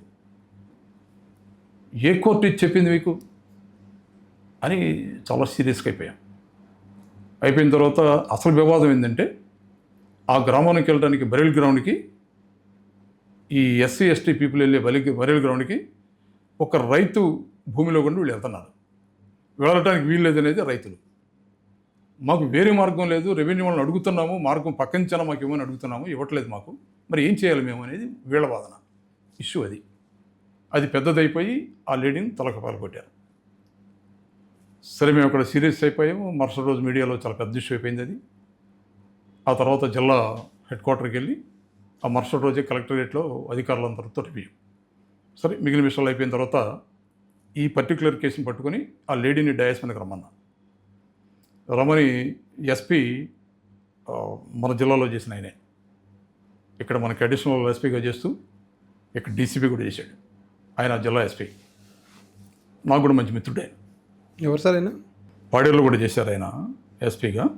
సతీష్ కుమారా సార్? కాదండి, కొంచెం డిఫరెంట్గా ఉంటుంది ఆయన పేరు. ఆయన నేను అడిగాను, ఈ అమ్మాయిని తలకాయ పగలగొట్టి 1 month అయింది, కేసు ఫైల్ చేశారు లేదా? జిల్లాలో ఎస్సీ ఎస్టీ కేసులకు సంబంధించి రివ్యూ కమిటీ ఉంటుంది, ఇప్పటిదాకా అసలు మీకు ఎన్ని కంప్లైంట్స్ వచ్చినాయి, ఎన్ని రివ్యూ చేశారు, ఎంతమందికి పనిష్మెంట్ ఇచ్చారు, ఎంతమందికి ప్రభుత్వానికి సంబంధించినటువంటి కాంపెన్సేషన్ మీరు ఇవ్వగలిగారు అని రివ్యూ చేస్తే సమాధానం లేదు. దీని మీద ఎందుకు కేసు పెట్టలేదు, ఎవరు కన్సర్న్ అథారిటీస్ అని ఆ సర్కిల్ ఇన్స్పెక్టర్ని, డిఎస్పీని కాల్ఫర్ చేశాం. అది దాదాపు మీకు 6 గంటల సేపు చాలా పెద్ద ఇష్యూ అయిపోయింది. ఎస్పీ గారు కూడా నాకు చెప్పిన సమాధానం ఏంటంటే, గుజరాత్లో ఇచ్చినటువంటి ఒక మేజిస్ట్రేట్ ఇచ్చినటువంటి జడ్జిమెంట్ ప్రకారం నాన్ బుల్ బెయిల్ కింద మేము కన్సిడర్ చేసి కేసు జస్ట్ ఫార్మల్గా ఫైల్ చేసేసి అట్రాసిటీ యాక్ట్ కింద పెట్టకుండా ఫార్మల్గా ఫైల్ చేసి బెయిల్ ఇచ్చేసిన వాళ్ళు కనిపించాడు. నాకు కొంచెం సీరియస్ అయ్యాం, చాలా సీరియస్ అయ్యాం. అసలు ఎస్పీని అడిగాను, జిల్లా ఎస్పీగా చేస్తూ మీకు చట్టం పట్ల అవగాహన ఉందా? ఎస్సీ ఎస్టీ అట్రాసిటీ యాక్టు ఎక్కడి నుంచి వచ్చింది, ఎందుకు వచ్చింది మీకు తెలుసా? మీకు సుప్రీంకోర్టు ఇచ్చిందా చట్టాన్ని? కొన్ని సుప్రీంకోర్టు పరిధిలో ఉందా చట్టం అని కొంచెం సీరియస్గా అయ్యి, కాన్స్టిట్యూషనల్ ప్రొవిజన్ ఏ విధంగా ఏ చట్ట ప్రకారం మనకి ఇది వచ్చింది, దాన్ని మళ్ళీ అమెండ్మెంట్ చేయాలంటే కేవలం పార్లమెంటే చేయాలి తప్ప ఎవరికి అధికారం లేదని చెప్పి, ఎందుకు ఫైల్ చేయలేదని ఇమీడియట్గా దాని మీద ఫైల్ చేయించి అరెస్టులు చేయించాలని అరెస్టులు చేయించేసి అన్నీ చేసి చాలా సీరియస్గా పెద్ద ఇష్యూ అయిపోయింది మాకు. అది అయిపోయిన తర్వాత ఆ తర్వాత ఆయన కలెక్టర్ గారి రూమ్లోకి మేము వెళ్ళిన తర్వాత ఆయన వచ్చి, సార్ నాకు ఇది చాలా ఇబ్బంది కలిగే పరిస్థితి ఇది, మీరు దీని మీద గొడవ చేయటం వల్ల మీడియాలో చాలా రచ్చ అయింది మాకు ఇవాళ. నేను అన్నాను, సార్ ఇది మీకు నాకు వ్యక్తిగత సమస్య కాదు, ఇది యాజ్ ఏ కమిషన్ చైర్మన్గా నా బాధ్యత. తప్పు జరిగింది, పోలీస్ డిపార్ట్మెంట్ తప్పు చేసింది కాబట్టి ఆ తప్పుని ఎలుగెత్తి చూపించి ప్రపంచానికి తెలియజేయవలసిన బాధ్యత నాకు ఉంది, ఆ ప్రజలకు న్యాయం చేయవలసిన బాధ్యత నాకు ఉంది కాబట్టి నేను డెఫినెట్ క్వశ్చన్ చేస్తాను. మీరు ఒక ఎస్పీగా అలాంటి ఇష్యూల మీద మీరు రివ్యూ చేసుకొని ఏం జరుగుతుందని మీరు ఫాలో కాకుండా ఇది మీకు నాకు జరిగినటువంటి విషయం కాదు సార్ అని ఆయనకి నాకు చెప్పడం జరిగింది. అదొకటి చాలా పెద్ద విషయం అయింది మాకు రాష్ట్రంలో ఆ రోజున మీడియాలో. సో ఇలాంటి సందర్భాలు చాలా జరిగినాయి కమిషన్లో ఉన్నప్పుడు. నేను 2021 నుంచి 23 వరకు 23 దాకా సక్సెస్ఫుల్గా ఎస్టీ కమిషన్ చైర్మన్. అవునండి. జగన్మోహన్ రెడ్డి గారు ఎస్టీ కమిషన్గా మీరు చేసిన విధానాన్ని ఏమన్నారు సార్? చాలా మనస్ఫూర్తిగా అభినందించారు. ఎందుకంటే అన్ని జిల్లాలు తిరిగాము, అన్ని జిల్లాల్లో రివ్యూలు పెట్టగలిగాము. బహుశా ఈ తర్వాత వచ్చినటువంటి ఏ కమిషన్ కూడా, అంటే నేను పేర్లు చెప్పకూడదు, రాష్ట్రంలో ఉన్నటువంటి ఏ కమిషన్ కూడా జిల్లా కలెక్టరేట్లో అందరి అధికారులని ఆయా పరిధిలో ఉన్నటువంటి రూల్ ఆఫ్ రిజర్వేషన్ ఏ విధంగా జరుగుతుంది, అట్రాసిటీస్ ఎలా జరుగుతున్నాయి అని రివ్యూ చేయలేకపోయాయి. అది నేను చేయగలిగాను. చాలా సంతృప్తి ఇచ్చింది కదా సార్. చేసి ప్రభుత్వానికి ఒక రిపోర్ట్ ఇచ్చాము మేము. మాకు చాలా సంతృప్తి చెందింది. కమిషన్ చైర్మన్గా బాధ్యతాయుతంగా పనిచేసాం. సమస్యలను పరిష్కరించడానికి మేము చేసిన ఇంకో పని ఏంటంటే, జగన్మోహన్ రెడ్డి గారు అది మాకు అభినందించారు. దాన్ని రాష్ట్రంలో ఉన్నటువంటి అన్ని ట్రైబల్ ఆర్గనైజేషన్స్, ఎన్జిఓస్ ఉన్నాయి, గవర్నమెంట్ ఎంప్లాయీస్ ఉన్నారు, గవర్నమెంట్లో లేనటువంటి ట్రైబల్ ఆర్గనైజేషన్స్ ఉన్నాయి, ఎంప్లాయీస్ ఉన్నారు, దాదాపు 78 ట్రైబల్ ఆర్గనైజేషన్స్ని సమావేశం పరిచాను. వాళ్ళలో అవేర్నెస్ క్రియేట్ చేసి ఈ కమిషన్ రాష్ట్రంలో ఉన్నటువంటి 32 ట్రైబల్ జాతుల గురించి పనిచేస్తుంది. వాళ్ళ ఈ 32-34 జాతులు మొత్తం కూడా మీకు ఏ సమస్య ఉన్నా కూడా మా దగ్గరికి రండి, కమిషన్ మీకోసం ఉంది, ప్రతి సమస్యని సీరియస్గా తీసుకొని పరిష్కరించే దశలో ప్రయత్నం చేస్తామని వాళ్ళకు ఒక అవేర్నెస్ క్రియేట్ చేశాం మేము. అట్లాగే మేము చేసిన పని ఏంటంటే, ప్రభుత్వంలో చాలా డిపార్ట్మెంట్స్ ఉన్నాయి. For example revenue, police, doctors, engineers. ఇప్పుడు గవర్నమెంట్ సర్వీస్లో ఉన్నటువంటి ట్రైబల్ డాక్టర్స్ 270 మంది ట్రైబల్ డాక్టర్స్ మా సమావేశానికి వచ్చారు. Only tribal doctors. వాళ్ళలో అవేర్నెస్ క్రియేట్ చేశాం. కేవలం మీరు ఒక డాక్టర్గా మీ బాధ్యతే కాదు, ఆ సొసైటీ నుంచి చదువుకున్నటువంటి వ్యక్తులుగా ఈ స్థాయికి వచ్చినటువంటి మీరు మీ ఉద్యోగ బాధ్యతలే కాకుండా మీ వెనకమాల ఉన్నటువంటి సమాజాన్ని కూడా మీ స్థాయిలో తీసుకురావడానికి బాధ్యతాయుతంగా పనిచేయాలన్నటువంటి ఒక ఆలోచనని వాళ్ళలో క్రియేట్ చేయడానికి వాళ్ళందరితో సమావేశాలు పెట్టాం. అలాగే ఇంజనీర్స్ మొత్తానికి పెట్టాం. అలాగే పోలీస్ డిపార్ట్మెంట్లో ఉన్నటువంటి మొత్తం కింద నుంచి కానిస్టేబుల్ దగ్గర నుంచి ఎస్పీ దాకా పెట్టాం. అలాగే ఎలక్ట్రిక్ డిపార్ట్మెంట్లో ఉన్నటువంటి అన్ని ట్రైబల్ మొత్తానికి పెట్టాం. ఎలక్ట్రిక్ డిపార్ట్మెంట్లో గవర్నమెంట్లో ఉన్నటువంటి 14 డిపార్ట్మెంట్ల మొత్తానికి సపరేట్గా ప్రతిరోజుకి ఒకటి చొప్పున రివ్యూలు పెట్టగలిగాము. అది నిజంగా జగన్మోహన్ రెడ్డి గారు చాలా బాగా అప్రిషియేట్ చేశారు. అసలు గతంలో ఎవరికి రాని ఆలోచన, ఒక వినూత్న ఆలోచనతో ఈ కార్యక్రమాలు చేయగలిగారు. నేను జగన్మోహన్ రెడ్డి గారికి డేటా మొత్తం ఇచ్చినప్పుడు ఆయన చాలా సంతోషించారు. ఒక యాప్ క్రియేట్ చేశాం ఫస్ట్ ఎస్టీ కమిషన్కి.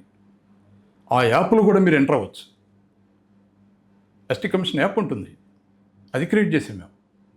ఆ యాప్లోకి ఎంటర్ అయ్యి మీ సమస్యను మీరు చెప్పొచ్చు, వాయిస్ రికార్డ్ చేయొచ్చు, మెసేజ్ పెట్టవచ్చు. దాన్ని కమిషన్ స్వీకరిస్తుంది, కన్సర్న్ అథారిటీకి పంపిస్తుంది.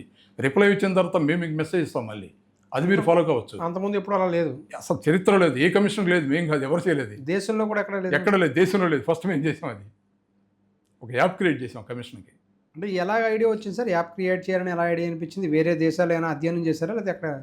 అంటే నేను అమెరికా వెళ్ళినప్పుడు ఒక సందర్భంలో అమెరికాలో ఉన్నటువంటి ట్రైబల్ జోన్ నేను తిరిగాను. నేను టెక్సాస్ స్టేట్లో ఒక ట్రైబల్ జోన్ ఉంటుంది, దాని వాళ్ళు రిజర్వేషన్స్ అంటారు. దాని వాళ్ళు ఆ ట్రైబల్ జోన్ని వాళ్ళు రిజర్వేషన్స్ అంటారు.